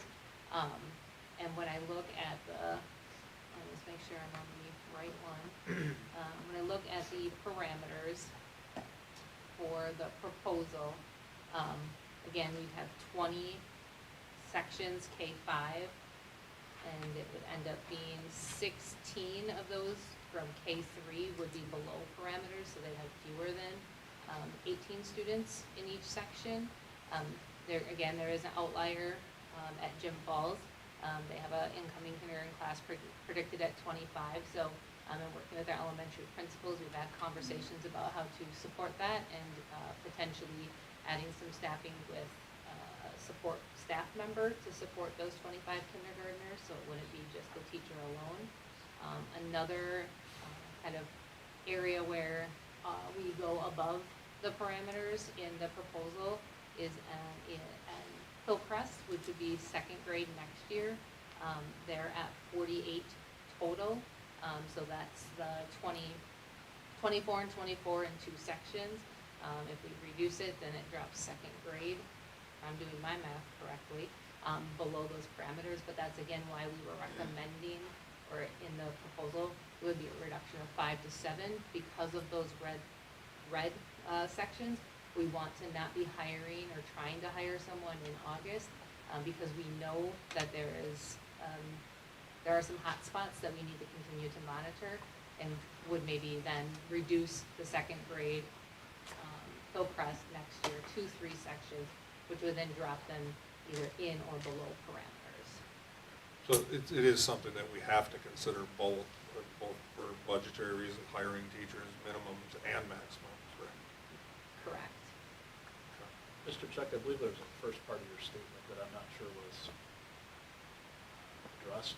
But we have heard about Area 2 this evening, but there are also areas in the proposal that would shift students from Homestead to Southview and also from Homestead to Stilson as well. So it's kind of comprehensive throughout the district. And again, that goes back to facility utilization and getting balance in that regard. Yeah, I mean, it seems like Homestead is obviously the problem. That's where our high numbers are right now, right?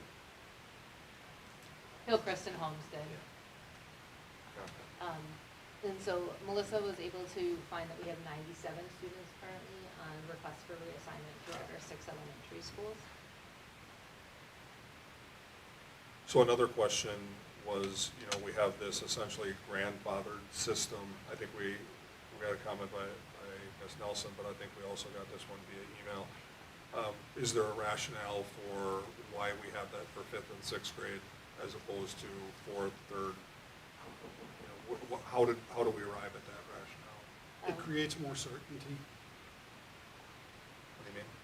It means that we would know that the opportunity exists for incoming 5th graders alone, and that we would know exactly where those kindergarten through 3rd graders, what school they would be attending in the next year. It's an instance where I'm glad that Melissa found that number of 97, because I think families do need to understand that, again, it goes back to we are very thoughtful people, in regard to taking into consideration the needs of families. So I don't think it would necessarily change how we operate in that regard. If class sizes are, I'll guarantee folks that if class sizes are within appropriate parameters and there's a really good justification for those things, our principals are excellent about using their discretionary powers to make the best decisions they can for their kids. And we might have follow-up on that too. Go ahead. But along those lines too, the grandfathering of fifth graders is something that took a lot of discussion, and being able to make sure that our kids have the staff in front of them that are highly qualified. And so the transition of fifth graders allows for us to enable some more stability for our staff sooner rather than later. And so if they're having to transition to a new grade level or to a new building, that they have that they're there for longer than a year than to have to move to another building or another grade level, which creates challenges. We have amazing teachers who will do whatever they need to do to be their best for our kids, but being best for our kids also comes with time in the same curriculum, time in the same grade level, and building that confidence in the delivery of instruction. So that was one of the other reasons for the stability piece, was just looking at grandfathering fifth graders to finish out their elementary careers. So would it be accurate to state, sort of like as we choose to move a boundary one way or another, I mean, you guys have predictions on your numbers on what that's going to solve. Certainly if we allowed grandfathering, for fourth, third, second, that's going to reduce the effect of our numbers and essentially expand the boundary if we want to make those numbers up. But in your reasoning, I take it that a child that's been there for first, second, third, and fourth would be the first place that we want to draw the line, and it gets harder and harder as we go down to really solve anything. If we set 100% grandfathering, We just prolong the. we could move the boundary. entire border and not do anything this year. Correct, we could create potentially more problems, bigger class sizes. It would just be a future resolution, nothing for just next year. Okay. I think those are all the questions I had on. Well, actually, I think there was one more question that somebody had sent via email, and that is, there was something about a bus essentially having to pass by a district and not pick up kids. You understand what they were talking about? There was some sort of gap. I don't know if they. Well, if you've got kids that are grandfathered and still going to Hillcrest, the bus is gonna come and pick them up, right? Okay. But if you've got kids that are moving to Parkview, the bus is gonna come and pick them up. All right. So that's something that, although it does sound stupid, right, it's a product of grandfathering because we have to provide the busing, right? It's a product of our boundaries too. In many cases, prior methodologies were to use as many natural boundaries as possible, but for a lot of our boundaries, they're roads. So you might have, a bus that has to travel on the same road to go each direction and do it. It does happen. All right, I think those are the questions that I wanted to make sure we answered for the people that were here and online. Board members have any additional questions from the data? One thing that was mentioned last November, and I see it referenced in here, but I just want to confirm, it was brought up the potential of making additional stops for students that were maybe walking, but going to Hillcrest or Stilson or wherever, to get on a bus that was already passing by them. I know that was mentioned last year. It says in here that the bus lines will be looked at a later date, but is that still something that's on the radar? It's a possibility. It just depends on collection points and neighborhoods.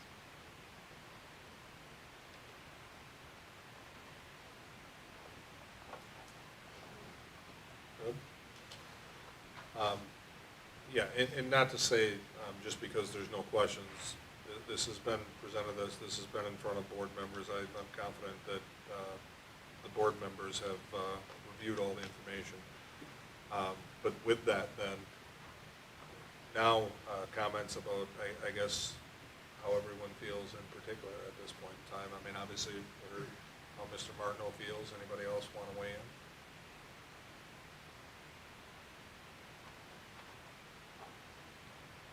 I agree with Dave, it's a tough decision, but also hope is not a strategy. Not knowing what's gonna happen next year or the year after doesn't help us address what this need is right now. And like I said, it was described to me as like someone coming into your living room and taking some family away. That's what redistricting feels like. But I also feel that for the greater good, we need to be looking at something like this. Sure. Yes, I mean, my son was a product of a boundary change, and it was hard. It's really hard. And where he went to school wasn't convenient in our family, you know, but in the long run, it was a necessary move 20 years ago, right? And because I think like most people here and most parents, you know, we supported what was happening, even though we might have preferred something different. He adjusted and has done very well.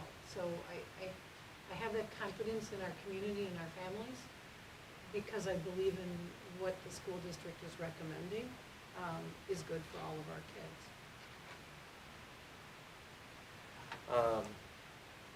My thought is that I agree it's difficult, and with my own kids, I have kind of noticed as they've moved from one school to another.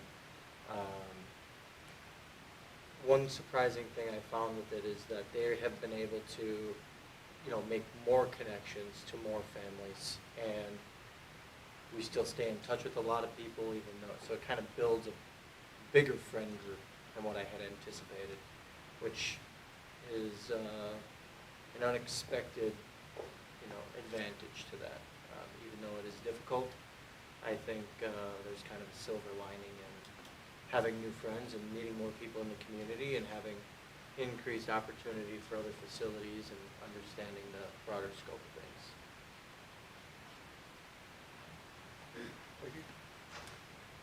Yeah, I agree. It's a very difficult decision, but I also feel that it's a decision that we have to make. So I'm comfortable that all board members have had the opportunity to speak, and I think that's important. I want to hear, obviously, all the opinions. Anybody have any additional comments that they want to make before, you know, we have to put a motion on the table one way or the other?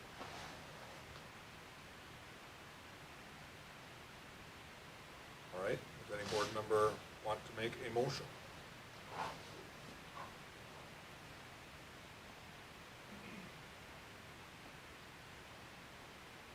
I move we adopt the recommendations of the administration and the principals with the following considerations. Motion by Olson. Is there a second? Second. Second by Jasper. Any further discussion?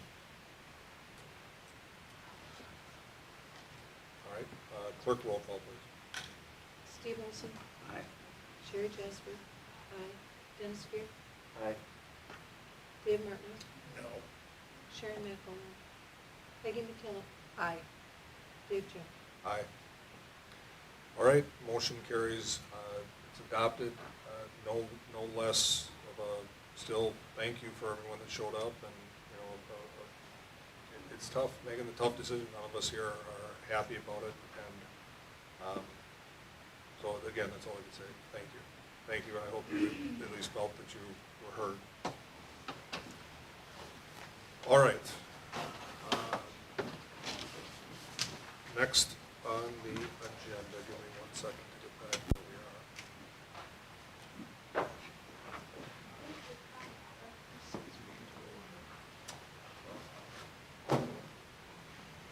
6.1. Gotta get our sheet on. This is hard to read your sheet. I'll give it to you when I'm done with it. That's good. Okay. Next is 6.01, which is R21B, academic performance in math. Members of the board have received the CEO's monitoring report on our 2-1B academic performance in math. It is now the board's responsibility to consider the report as evidence of reasonable organizational progress in this area. Superintendent Holmes. Yes, thank you, Mr. Check. At this time, I ask Katie Carpenbarger, Director of Teaching and Learning, who has developed this monitoring report for our review. I will ask her now at this time to please provide an overview of the report. Thank you, Superintendent Holmes and board, community members. Thank you for the context also to our Jim Falls family. That's great. Our 2-1B academic achievement results report focuses on the content area of mathematics.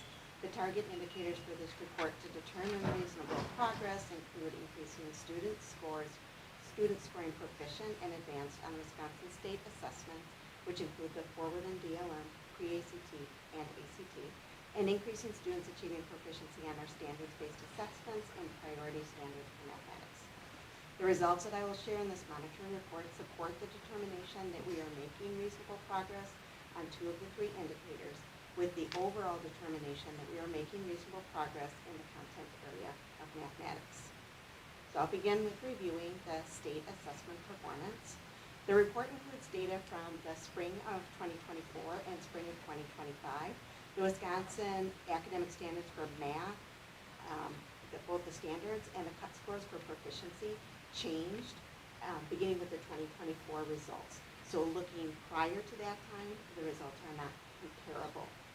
So as you can see in chart 1, we observed positive momentum in our state assessment results. 6 of the 9 grade levels showed an improvement in percentage of students achieving proficiency. Notably, grade 5 increased significantly from 65.2% to 70.4%. And grade 7 increased from 53.6 to 57.4. We did see declines in proficiency for grades 3, 4, and 11, and I'll speak to that more later in the report. In demographic reports, our commitment to reducing achievement gaps is showing results. Students' growth by demographic groups on the forward exam is notable, with all groups who are more at risk showing improvement. Overall proficiency on the forward exam 3rd through 8th increased slightly from 60.1% to 60.3%. Students with disabilities increased proficiency from 19.6 to 20.2. Economically disadvantaged students increased from 48.2 to 48.9. While this progress is encouraging, we acknowledge that the achievement gaps are still evident and need to be addressed. Charts 3 and 4 show how students performed on our state accountability tests by strand. So this is important to note because it can inform our improvement efforts. For example, even though our overall proficiency for 3rd and 4th grade went down overall, it wasn't true for every strand. Part of that goes into where Jim Falls was talking about what their units were over the course of the year. It's looking at what units have they hit. Is that being tested? Do we need to tweak something with timing versus changing what we're doing with our curriculum or realigning our standards? Charts 5 and 6 provide views that highlight how the same group of students are progressing from one year to the next. For example, the test scores for 11th graders that are in the report are the scores of our students graduating this spring. So chart 5 shows their gains by strand for math. So how they scored on their pre-ACT in 9th grade, how those same group of students scored in 10th grade, and then how they scored on the ACT in 11th. Chart 6 is color-coded to help your eye follow how the students who were in 3rd grade during the 23-24 school year scored in 4th grade in the 24-25 year. So you can see that although overall 4th grade students in 2024 did not score better than our students who were in 4th grade in 2023, the students who were in 4th grade in 2024 did gain proficiency compared to how they scored in the spring of their 3rd grade year. So the chart also shows the state data. So you can see the red arrow pointing down shows that it was a decrease by cohort group. The green arrow pointing up was an increase of proficiency by cohort level.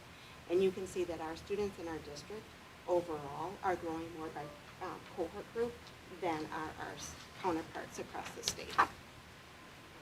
So that leads into chart 7 when it's looking at compared to overall Wisconsin proficiency rates in 2025. The school district demonstrates a significant strength in our elementary and middle school grades. Our fifth grade proficiency rate of 70.4% is 20.16% higher than the state rate. We also exceeded the state average in 4th, 6th, 7th, 8th, and 9th grade in mathematics. However, our performance falls below the state average in 10th and 11th grade. The local assessments in context, so that's our local standards-based assessments, decreased overall from 78.9% of students meeting proficiency to 75.5%. But it's also important to understand the context for this drop.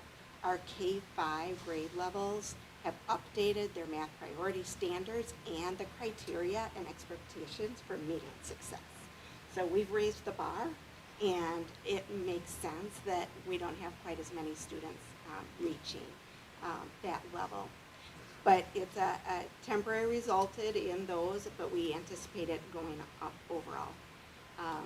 So we saw an increase in students earning credit on high school algebra and algebra 2, but our overall scores had decreased. So we have some clear commitments across the levels to continue this trend of reasonable progress and improve them. At the elementary level, it's last year was our first year of Bridges 3rd edition implementation. Our teachers have since received revised standards alignment, new standards mastery guides. We have an updated crosswalk aligning Common Core Wisconsin standards, and the positive impact to these improvements is already evident in student state assessment performance at the elementary level. Includes communication with parents and with students about the expectations and criteria for success, with some very clear communication about what they're learning and what's going for that. Middle school is in its 3rd year with its new curriculum and seeing some nice gains, recognizing that lower instructional time compared to elementary. The middle school has proactively added an additional 50 minutes of what's called a boost math class for 6th graders, and they'll do that 1 quarter during their 6th grade year, so they can have some additional math time to kind of help them adjust to the reduced daily amount of time. Staff is also working collaboratively through their PLCs to help align and support students. The high school math department also utilizes its core resource for the 3rd year. Teachers and students are benefiting, they see, from the spiral assessment design, which has reduced student stress when encountering concepts from earlier units.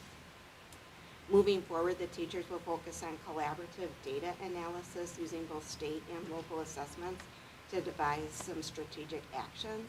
And the leadership provided by our department chairs across all levels, from kindergarten through 12th grade, is crucial in driving this continued improvement. So in conclusion, our district has achieved reasonable progress in mathematics, as demonstrated by our overall improvement in state assessment proficiency rates and notable gains among our at-risk demographic groups. We'll continue to build on these results while monitoring the impact of the revised K-5 local standards and criteria. Thank you for your time, and I'm welcome any questions. Thank you, Ms. Coffey, for that report. This time, I ask for the board's acceptance of the monitoring report. Board members have any questions before we decide whether to accept this report as our own? I would just like to ask a question. What does it mean to norm the tests?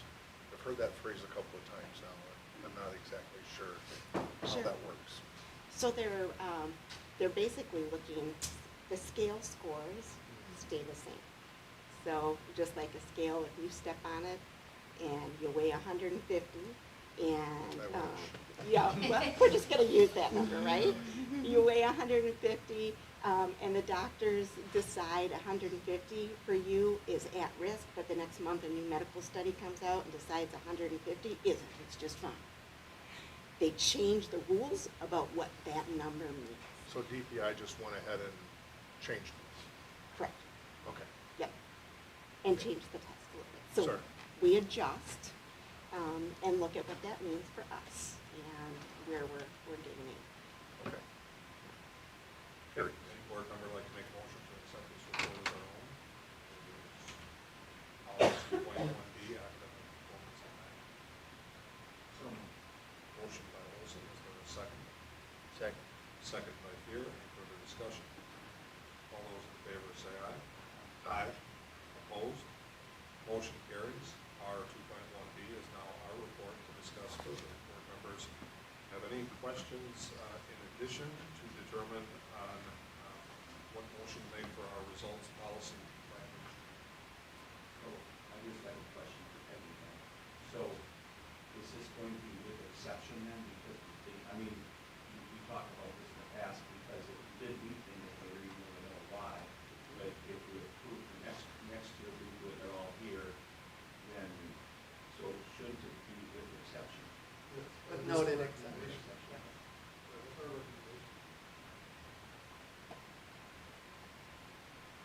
I want to say thank you for what you provided and the explanation, and just starting for us to be able to start to see.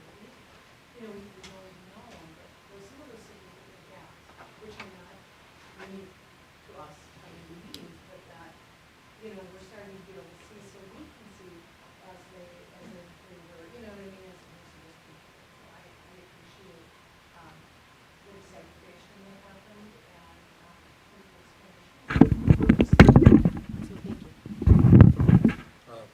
Question, because you said that's our recommendation. Where do we find that here? Is that just what you guys are saying now? Because it's not actually in the report, is it, that you're recommending? No, I said in general or overall, we're meeting. The with exception is just a language of you noting that the one indicator, as I presented, we did not meet. Okay. Okay, so with that in mind, board members have any additional questions, or are we ready to make a motion?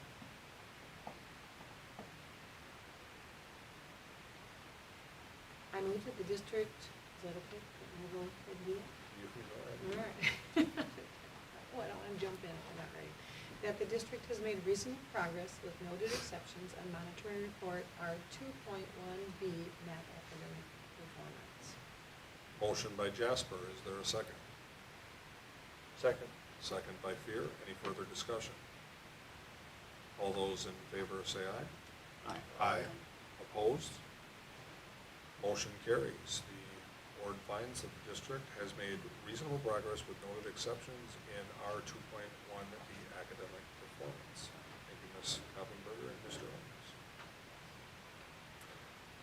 All right, now, under the new process that we have, where we're essentially reviewing it right away while it's fresh in our mind, 6.02 is review of board policy R2.1B academic performance math and discussion of potential indicator revisions. Board members, go ahead and click on the public comment, or click on the actual language that's in that report.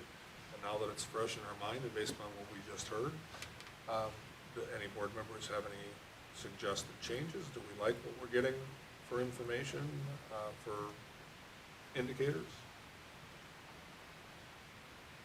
Well, as far as the policy goes, math is just the subject, so I don't see any reason to change our policy language. However, the monitoring report is something different, and we've had a lot of changes with Act 20 and whatnot, so I'm guessing maybe in the future that our monitoring report may change with different indicators or. Yep, this is what has been presented in the past. I would recommend or would like to see there be an indicator related to early numeracy so that you have some data and that we're monitoring and looking at how our kindergarten through second grade students are doing. And that would end up being as an indicator to mark separately, so for literacy and early literacy. So is that something that we would then refer to our policy committee if we wanted to make changes, or would we do it right here? Yeah, no, she can adjust the monitoring report when she brings it to us. When we vote to accept it, we're saying what you're providing us provides us the information necessary that we can make a decision on whether or not they're making progress. So we provide the policy, they put forth the indicators, and by accepting the report, we've accepted their indicators. Yes, Okay. their definitions and And I'm all sure of that. she'll point that out next year when we do this all over again. Well, and one of the other things the board should be aware of, Katie and I have certainly had conversations surrounding this, and Melissa, is that legislators are looking to do the same thing with math that they did with early literacy. So you could see changes coming down math that would be required in the state of Wisconsin here. We'll probably learn more in this next legislative session in regard to that. Okay, board members have any additional comments or questions on 6.02, review of board policy R2.1D? I'll just make a comment for Katie. As a board, or me personally, when you do change a monitoring report, it's kind of nice for us to see like what you're scratching out and what you're adding, just so we, like, how did it change, so. When would you say that we would like to see that, like when they make it? Because like you're gonna make your changes probably for next year, like right now, to start working on right now, I would assume, right? So are you saying like when she makes it, by the way, board, this is what I'm doing and why, or wait until the next year when it's reported? Yeah, yep, when she comes back next year and has different indicators, she can just In the indicate background, to sure to us. tell in us. the background, Yeah, let the yep, board this know is- what was changed. Yeah, it's just a transparency. Okay. You can tell the board defers a lot to Peggy on coherent governance type questions, so. Okay. And appreciates too. And, yes. All right, then with hearing no further questions, we will move on to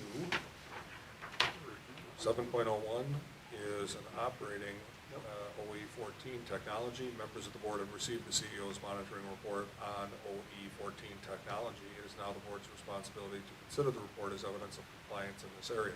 Superintendent Holmes. Yes.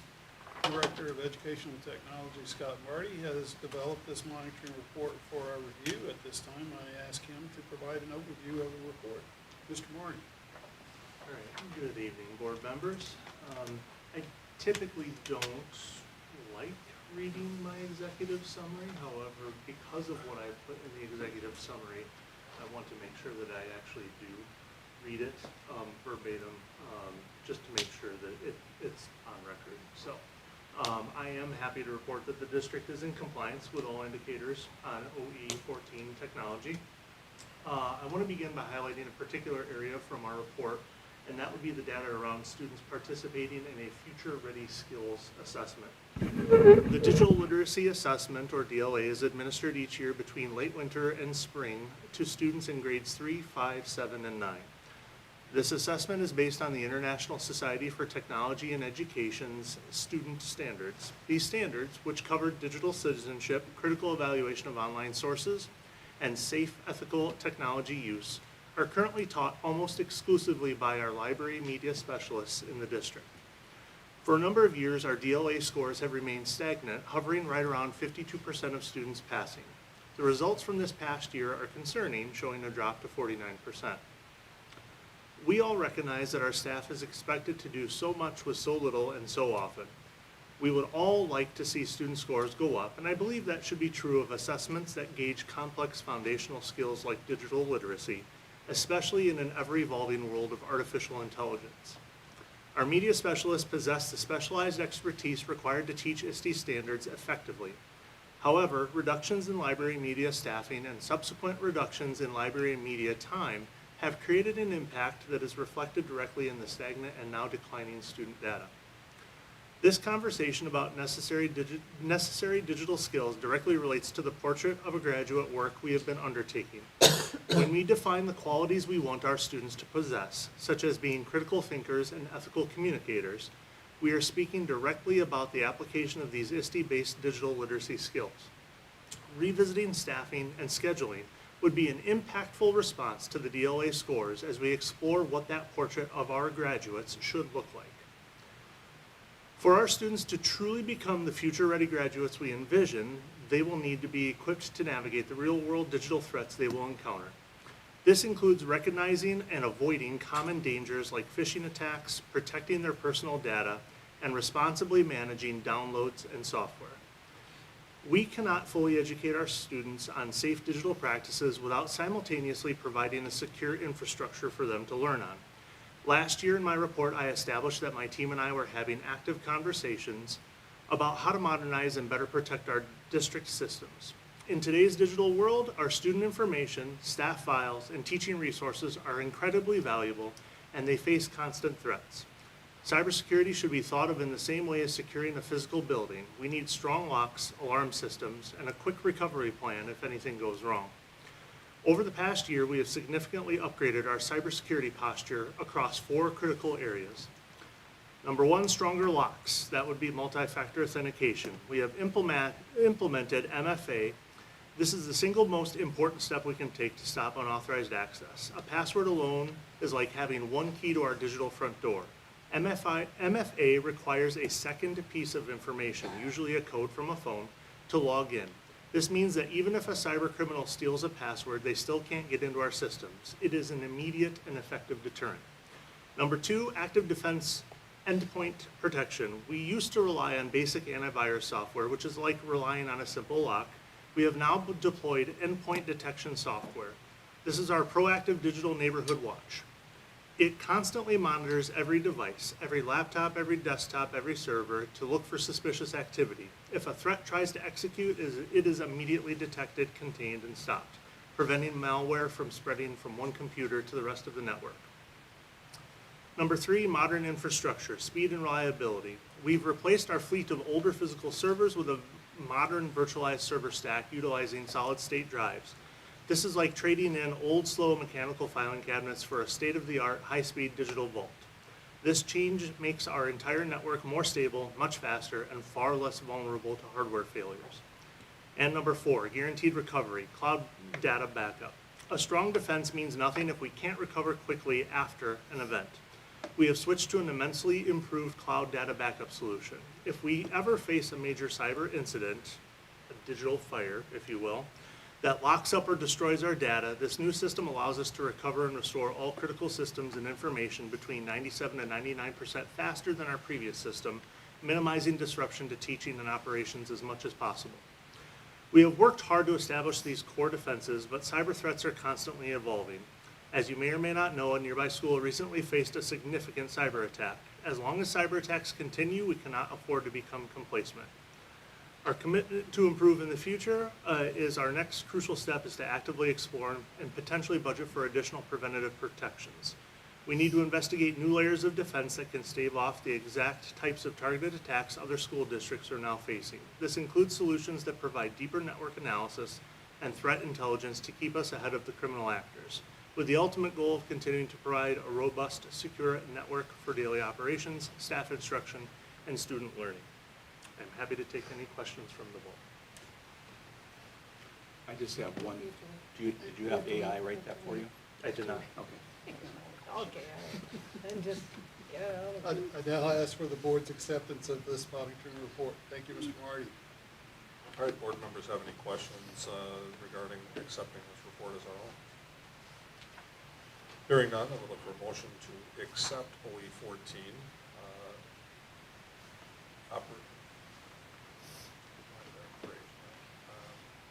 Technology. I actually do have one quick question. As the state's kind of made moves to change some of the technology used in the classrooms, are you considering any metrics for the utilization of those, especially, through the classes, whether or middle school and high school, but how that might orient a student's success in having those devices or not having those devices, or maybe classroom interruptions, or I don't know exactly if that's your monitoring report or maybe a different monitoring report, but Yeah. you just got done with Max and they kind of said, not that they enjoyed it, but I think there were some upsides, so that's something we're considering maybe in one of these reports. So the I think the easiest way to state that is that that's kind of where the cross-section of technology meets with curriculum and instruction, right? And so Katie and I have been working for, and now Melissa, have been working for a number of years on discussing how to essentially move that forward. I think what would be, what we've talked about is, potentially trying to take advantage of professional development opportunities. I think the easiest way to describe it is, we have a lot on our plates. The teachers already have a lot on our plates. It's the statement that I made about, we expect our staff to do so much with so little and so often. So we're trying to take advantage of existing professional development opportunities with things that teachers are already having to focus on, like the Act 20 language arts stuff, or whenever there's curriculum adoptions or reviews, right? We're trying to find really specific ways to include more technology integration training with teachers so that they are better equipped and better able to utilize the tools that we provide them, whether it's hardware tools or software tools.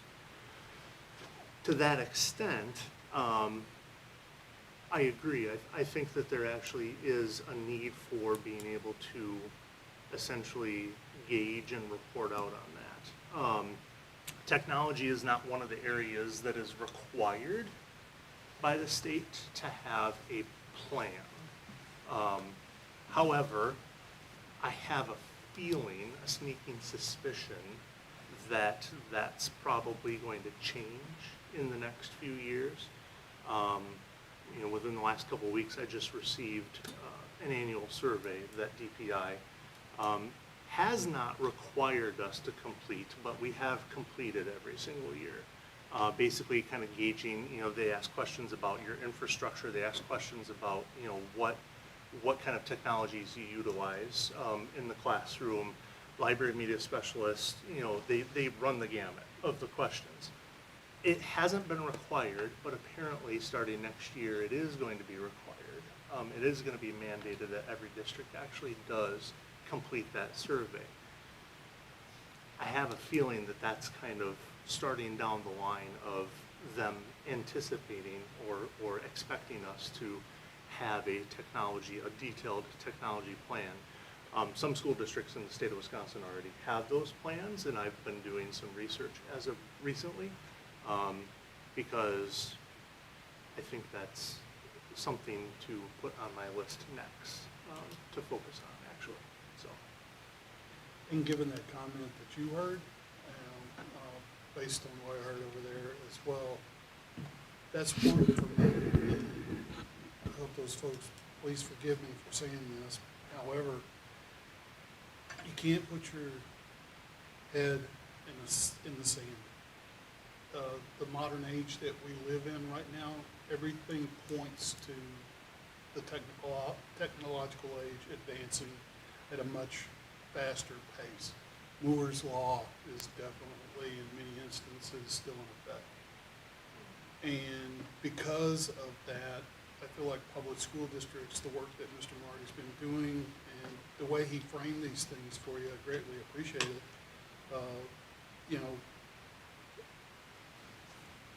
I think, and you correct me if I'm wrong, but we need to take a stoic approach. It's one where I appreciate what they said. I get what they're talking about because I don't want to lose that human connection. That's my worry with technology, is the loss of human connection. So one of the things that I appreciate about Mr. Marty and what I've seen in our classrooms, I've been able to visit 4 elementary schools and the high school and the middle school already this year. And what I'm seeing in classrooms are teachers are doing a fantastic job of finding a way to strike balance. But to Mr. Marty's point, our teachers are also going to need greater professional development where the use of AI and other peripherals that come through with technology getting better at those things. My only worry is balancing between the technological things versus the human aspects of things and keeping it human. Correct. And I think AI is honestly probably the most worrisome piece. I know I didn't get to necessarily speak about it at the board data retreat when we were together last, but AI is not going to be going anywhere, and kids are already It's not going away. You're right, yeah. Kids are already starting to experiment with it on their own outside of our walls, right? But like that's in a guardrails are off sort of situation. You know, they're exploring it without having been taught first the implications of the ethics behind all of those pieces, right? So to the point where, you know, some of them are even starting to utilize AI, and I'm just talking in general in the world, not our students, but you know, they're starting to use AI to figure out how to code and get themselves into trouble, you know, hacking things, right? So we're trying to find ways around the guardrails that do exist. So if anything, you know, that's the most worrisome piece for me. You know, teachers need to, it's a double-edged sword because teachers need to not only learn how to integrate AI into their classrooms, but they also need to know how to AI-proof their classrooms at the same time. It's both. You can't have it. You can't just have one or the other. You know, you need to learn how to utilize it, how to adapt to it because it exists, but then also future-proof your classroom in their teaching methods. All right, at this time, let's accept this report as our own. If we have any additional questions, we can. I think we've already had a lot of questions on the report itself, but that's fine. But let's make it our own first. Any board member want to vote to accept OE 14? So moved. Motion by Olson. Is there a second? Second. Second by Martineau. Any further discussion? All those in favor say aye. Aye. Opposed? Motion carries. OE 14 is now our report. Do board members have any additional questions before we make our motion using operational expectation policy motion?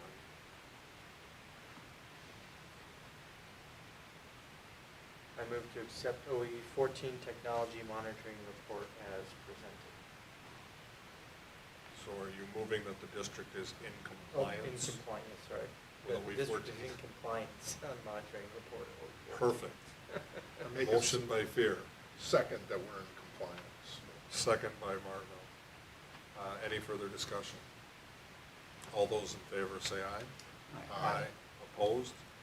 Motion carries. The board finds the district in compliance with OE 14 technology. Thank you, Mr. Marty. Next is 7.02, review of board policy OE 14. Board members can click on that, see the actual policy.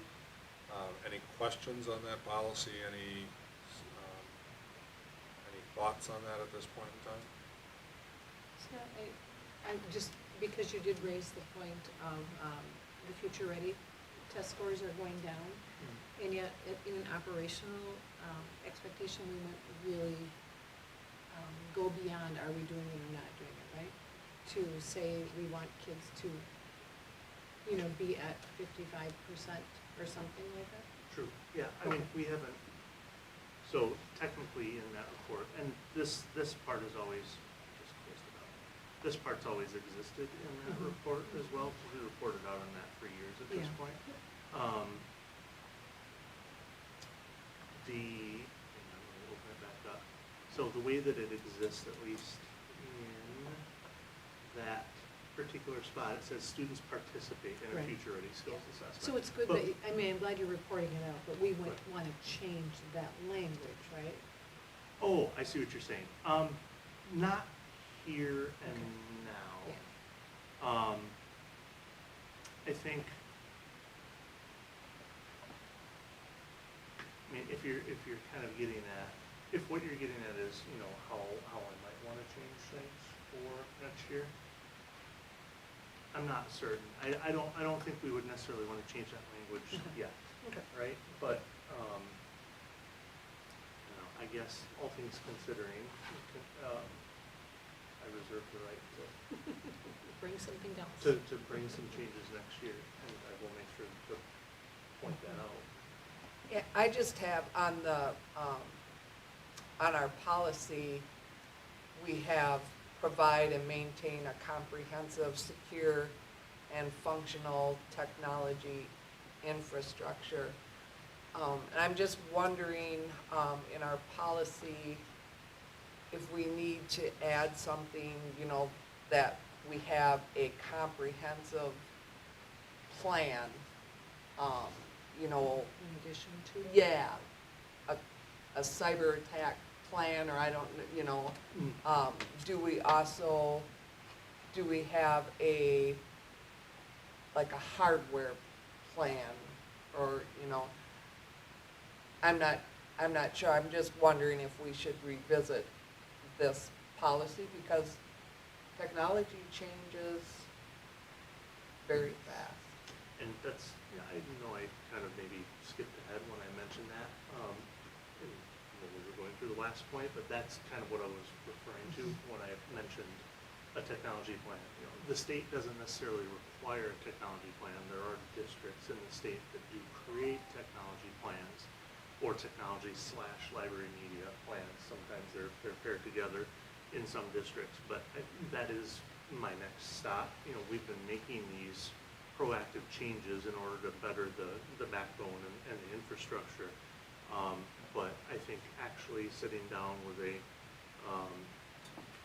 cross-categorical group of people in the district to hammer out, I mean, we already kind of have our replacement cycles and stuff, but, you know, there's that, there's cybersecurity, there's a whole slew of things that, yes. Well, that nice little room that you showed us with all the Yep. servers and, yeah.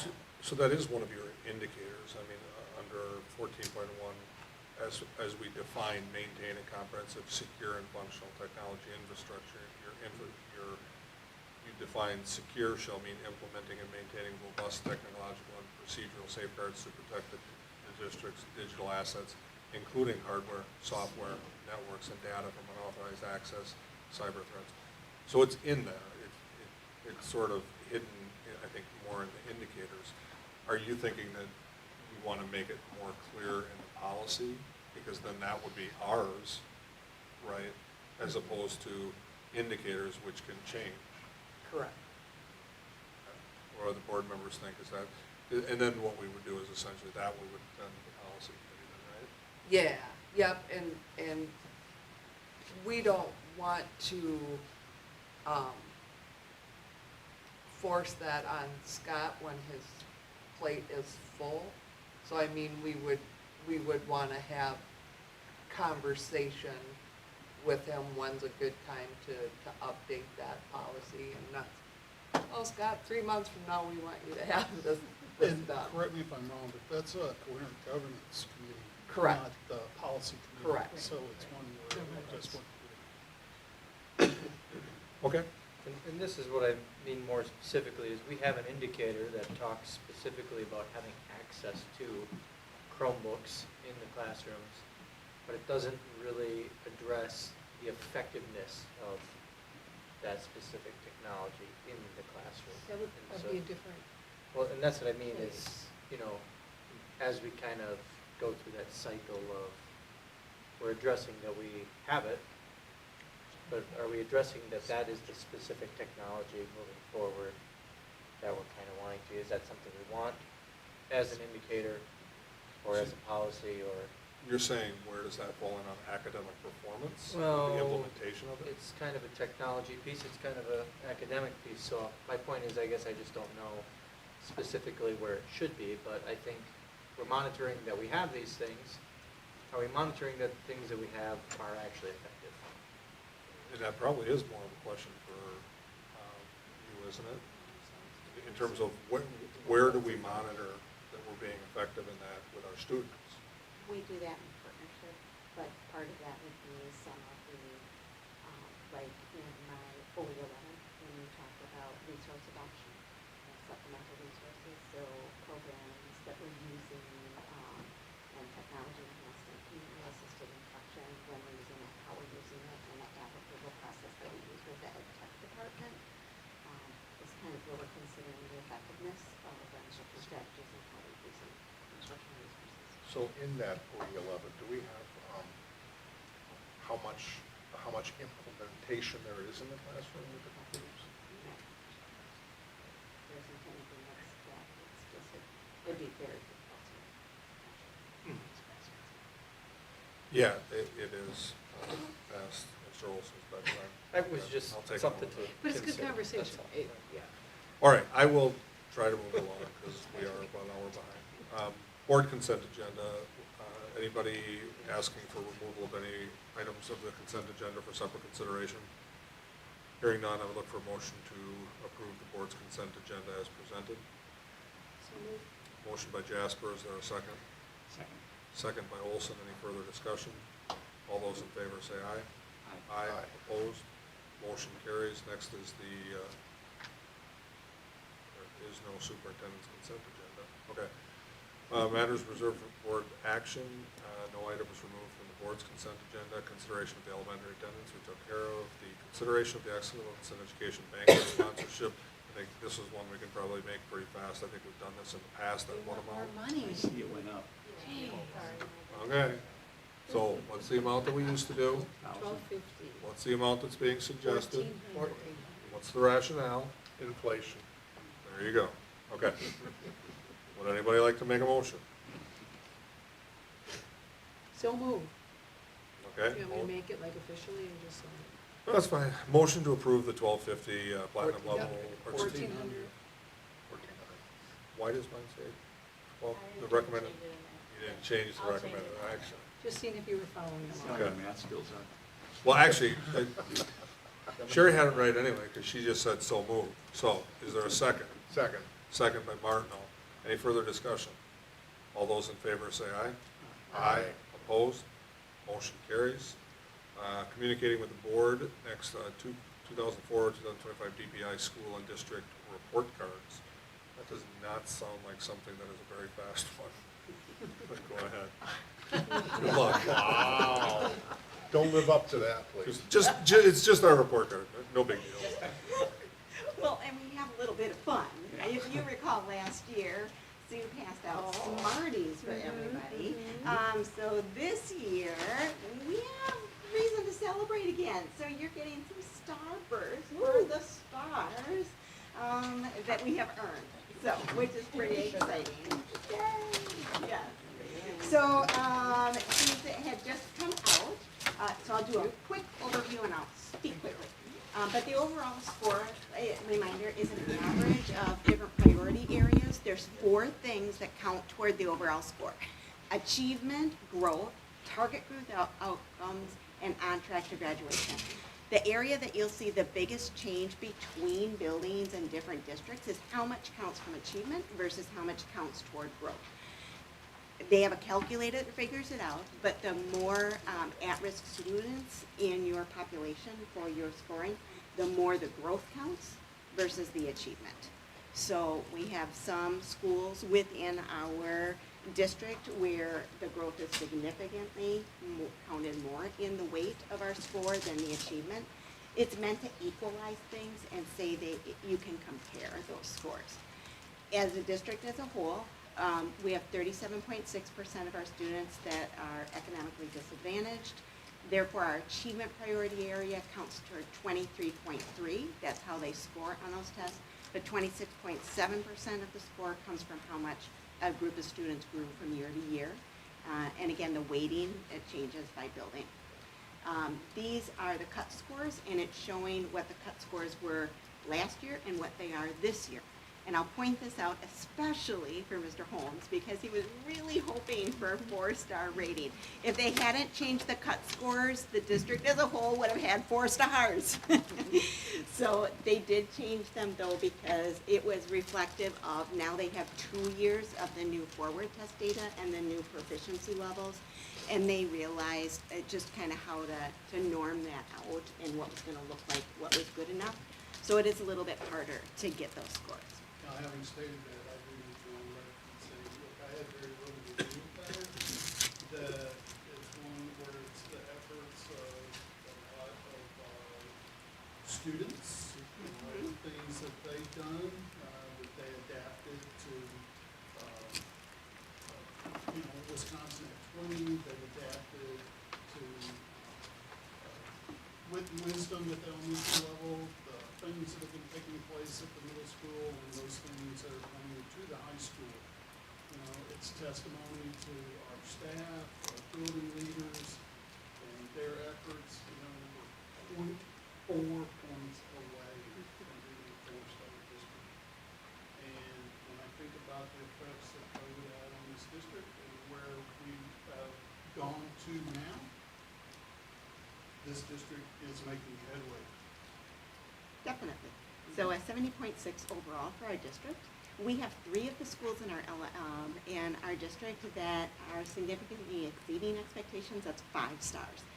In 2024, we only had 1. So that's huge. Exceeding expectations. You can see our 3 from 2024 really moved up to the significantly exceeds. But we have 1 in there, and then the other 4 are in meeting the expectations, the 3 stars, which is a fantastic place for our district to be. This is a screenshot of the front page. Overall, you can see the 70.6, achievement at a 67.3, growth 62.2, target growth outcome is the 66.8, and on track to graduation 86.3. There's 100 points possible in each of those categories. We had 2 of our schools get a total of 100 points in their target growth outcomes. I'm looking over here because Jim Falls was one of them, and I'll talk about that a little bit more when we get there.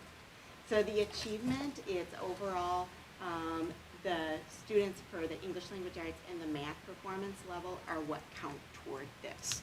So 67.3, and we did better than 50.5% of the districts in the state.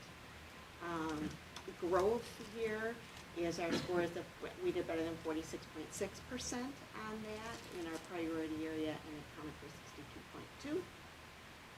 So this it measures the change in students' performance over time compared to similar students across the state. So that's important to take away. So they're taking the students, it's a value added is what they call. So if they're comparing our students who are at risk, maybe free and reduced, and or have their English language learners against other students in the state that are also free and reduced students and English language learners. So that growth is really, it's what they call value added. It's trying to be fair about that growth. So that gives you a whole lot more. You should also note that it's calculated at the student level and then averaged across that school. It is possible that a school's assessment scores have increased, but if its students' test scores have increased to a lesser degree than similar students across the state, the growth score could be lower. So if you see the achievement score higher over a prior year, but the growth score lower, it's because not all of the students grew. You were just getting that growth out of the students that maybe were not at risk. So the state's trying to, again, equalize and make it acknowledge some of the challenges that occur, which also make our scores really impressive. The target growth outcomes are, that takes the students who were in the bottom 25% of students in the prior year, and that's your target group, and it's looking at how much that group of students grew over that following year.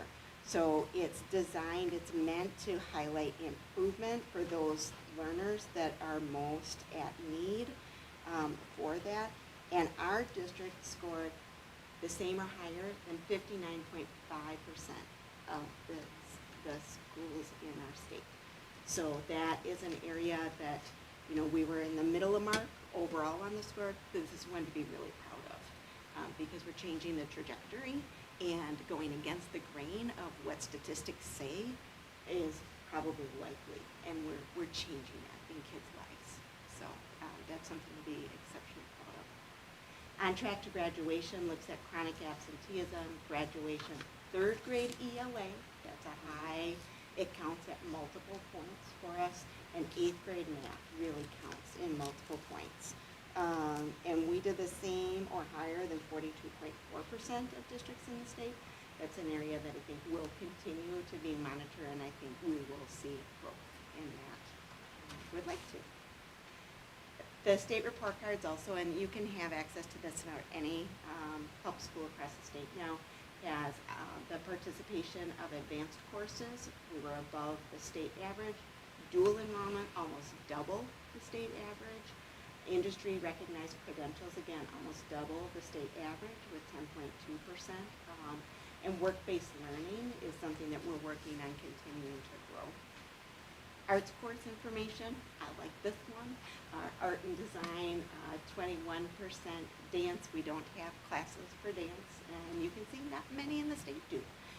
Music, we have 31.1% of our district. That's something that a lot of districts have seen a decline in music enrollment, and we have not, because a third of your students in music is something, again, to be very proud of. And the theater, 1.2%, and it's awesome that we have theater classes that are offered in there. So, thank you for your support of all the work that we do. Thank you to our principals, instructional leaders, HR, everybody that contributes to getting these positive outcomes for students, because it's really about shaping their future, setting them up to make any choice they want to and follow any path of their interest, because they've got the academics and the experiences behind them to help them be excited and ready to go for the next stages in their life. So I get really excited about this because I know how hard people work. I know how hard our kids work. I know how hard our teachers work, and it's nice when it shows up in their reports. Board members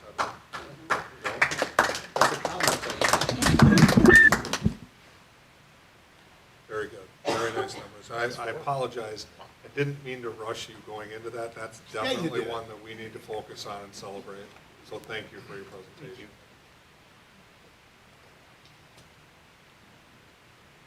All right. Budget forecast. 10.02, 5-year budget forecast, OE6. Happy, sad kind of evening? The yin and the yang. Are you gonna throw down the gauntlet to him like you did? I'll take the additional time. So we're down, you have 1.5 minutes. I'll do my best. Are you ready? Yes. All right, so this is our 5-year budget forecast. This is a process we go through every November, so it's annual for us. And it's an opportunity for us to adjust to our new parameters, or if there are some potential parameters that we might be aware of. Tonight we're going to go through a few things. We have a historical look. We have a projected look. I'll talk about some of the intricacies of the model. We'll go through some various reports and then we'll come back to projections. So page 1 is just a history. It just reflects the past 5 years. It shows a summary of revenues and expenses and any corresponding changes in fund balance. So again, it's just a reflection of where we've been. Page 2, probably the most important page, is our projections. So here we have anticipated revenues. Right now, state law is $325 per pupil for the next 397 years. Could be TBD, but we did reflect that kind of all the way through the model. It does reflect assumptions for state aid. It reflects flat enrollment. We'll talk a little bit more about that later. And then any anticipated revenue and expense assumptions, but also too, probably the biggest thing here is the operating referendum expiring in fiscal year 20. So I mentioned some model intricacies. It assumes that deficits are covered by fund balance and that they accumulate over time. It does contain our most recent enrollment count, and that's really the basis for these projections. As you know, our enrollment projections have been slightly declining, so it shows up relatively flat on a chart. Last year, we completed that long-range applied population lab study. We mentioned that earlier tonight. We do that every 5 years. It might be something we want to consider doing more frequently in the future. It's always good to have an outside expert look at that. If you go to page 3, that's a revenue analysis. Again, that $325 per pupil. It does assume the same categorical aids at $742 per pupil over the model. What you see here is some stable levy growth that equates to factors of the revenue limit. Property values, enrollment, shared cost, those are aidable costs. And kind of new this year is a flat state aid amount. That's what's reflected in the current biennial budget. Again, that current 3-year operational referendum and its expiration. Page 4, if you look at the expenditure analysis, we've tried to quantify everything that we possibly know here. We've made assumptions about CPI, wages, benefits, retirements, staffing changes, sped costs, the transfer for special education. This is affected by that. Operations, maintenance, heat, lights, transportation, and compensation studies that are in progress as of now. Not much change in the model other than staffing or salaries and benefits here. And we've assumed continued alignment with their strategic plan and strategic priorities that support that 2023-2026 plan and beyond with the potential extension of that plan. Page 5, a general aid analysis. It shows you 5 years of aid projections. Pretty flat aid assumptions based on current law. We have to back into that number based on shared cost statewide. So I have to quantify that by saying these are just assumptions. I don't know what the other 424 school districts are going to do. That's just based on trend data. Biggest factor again here is enrollment changes. And again, we use the flat enrollment throughout our projections. Page 6 is a revenue limit analysis. So again, 5 years of revenue limit data. Back to that referendum expiration. And again, we know in the revenue limit, changes in enrollment are the biggest effect for this. There is some volatility to these. We do have more than 2 bienniums out in front of us as we look out across the model. But at this point, it's the best estimate we can put together at this point in time. One other report for you, longitudinal revenue limit analysis that the 10-year look, so 5 years past, 5 years forward. Back to the same things, obviously, enrollment, those numbers are what really drives this. So that could improve, could get worse. I think our projections tell us we will continue to slowly decline. Hard to say what future years will bring, factors that are not necessarily within our control here.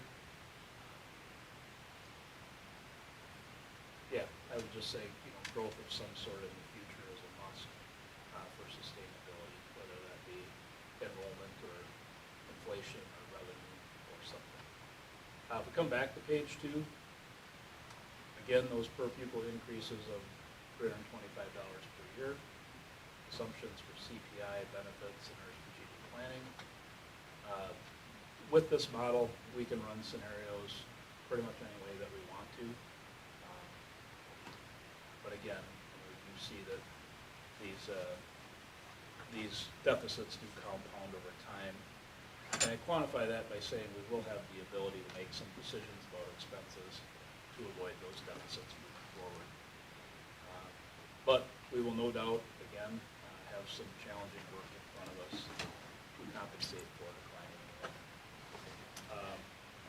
In the past, this model is no exception. These are not always very pretty to look at. So this one, again, not too much different than what we've seen in the past. So our lack of enrollment growth does make this pretty challenging from a fiscal standpoint. However, there isn't anything we can address here one way or another. There are a lot of unknown factors that we are going to have to adjust to moving forward. So just a couple caveats, and then we'll answer any questions you might have, but,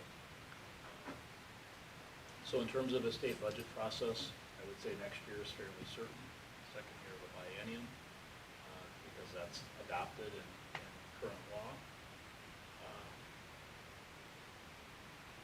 Beyond that, I guess I feel like I have to repeat where we were at heading into this current two-year biennial budget. Our state does still have an opportunity in the future to double down based on the expiration of federal funding and backfilling that with some sort of revenue. We will advocate for raising the low revenue limit ceiling. We are at the low revenue limit ceiling. We do need to see some higher per pupil amounts in the revenue limit, and there has to be more aid in the aid pot. There really can't be any exceptions to that, because every community is going to be looking at levy increases because of it. So staffing needs, shifts, changes, reductions, labor force shortages, those all contribute to this. Healthcare, I think Sarah talked about healthcare last month. It's really saved us from having to make pretty significant reductions early on, but it has been a little volatile over the past few years. And at some point, is going to need some sort of investment from us. I have to say, state and national politics could affect this. It helps inform our operational planning, I guess, as we move into it. Board members have any questions for Mr. Trowbridge? All right. Thank you, Chad, for your presentation. Next is discussion of board activities. The annual data review was November 5th. I think on behalf of the board, I'd say, obviously we appreciate the data that you give us and the time that you guys put into it. It's not like we need to go over this and say it's enjoyable, but we learned a lot. That's the important thing for that one. The CFMS Veterans Day program, November 11th. Who was able to make that? It's usually a good program. Any additional comments on that? It was good. The kids are wonderful. I mean, they're incredibly respectful, and the program is timed really well. It is weird for a I middle also school how good learned, they are. I also learned that we'll need to do a better job of letting the board know. Hillcrest held a Veterans Day. Mr. Diekman was actually there in uniform for the kids and for the. Let us know, we'll show up. Ed Tech Learning Walk, November 11th. Anyone go on that? Excellent. Okay. We got to see what Scott was talking You about. want to see Scott Marty So we actually geek got to out, see go it. into a room full of all kinds of stupid machines, and then all you hear is blah, blah, blah, blah, blah, blah. And he's getting excited, and I have no idea what he's talking about. And Steve, you reacted just the way I expected you to. Pretty accurate, wasn't it? Technically, I wasn't the one talking in that room at that time. It was a shared presentation. Charlie Brown's very mom's good. language. It was good. It was very good. Yeah. All right. Max, CFAUSD meeting. I think everyone else made that. So Sarah's got an assignment for next year, so that when we get together, we don't just sit in our little pods. Her assignment is to do something we all hate, some kind of an icebreaker or something, so show up. Okay. We need Okay. Maybe do something happy. You know? And I do have to ask, on a very somber note, board members do need to know that there will be a memorial this Thursday night for a student. Yep. I'll be attending. I plan on arriving around 5:45 at the visitation, and the memorial starts at 6 p.m. If there are any board members that would like to accompany me, more than welcome to do it. Thank you for that. Discussion of the meeting. I think if we discuss it, then I know what will happen with the discussion. So let's move on to future agenda items. But we're bursting with excitement. We are. I still kept this, and I gave you all the wrappers, so it's perfect. All right, Thursday, November 20th is citizens interested in running for the board information session. Monday, November 24th from 4:30 to 6 is business after hours at Williams Lodge. Monday, December 1st, first day to circulate nomination papers. Wednesday, December 3rd, special board meeting interviews. Friday, December 12th, 8, 9, Coffee and Commerce Boys and Girls Club. Monday, December 15th, 4:30, business after hours at Loopy's. Thursday, December 16th, board learning walk at Hillcrest Elementary. Tuesday, December 16th is our regular board meeting. Friday, December 26th, is non-candidacy paperwork due by 5 p.m. That's for current board members only. Tuesday, January 6th, candidate paperwork due by 5 p.m. for all candidates. January 21st to 23rd is the Wisconsin State Education Convention. Registration's open. Let Angela know if you would like to attend.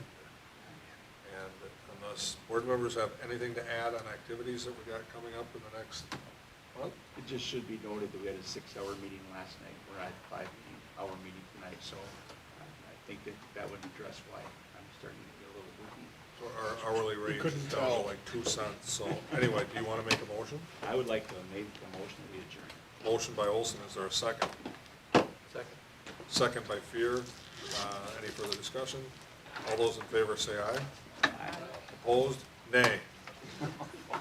Oh, I'm overruled. We stand adjourned.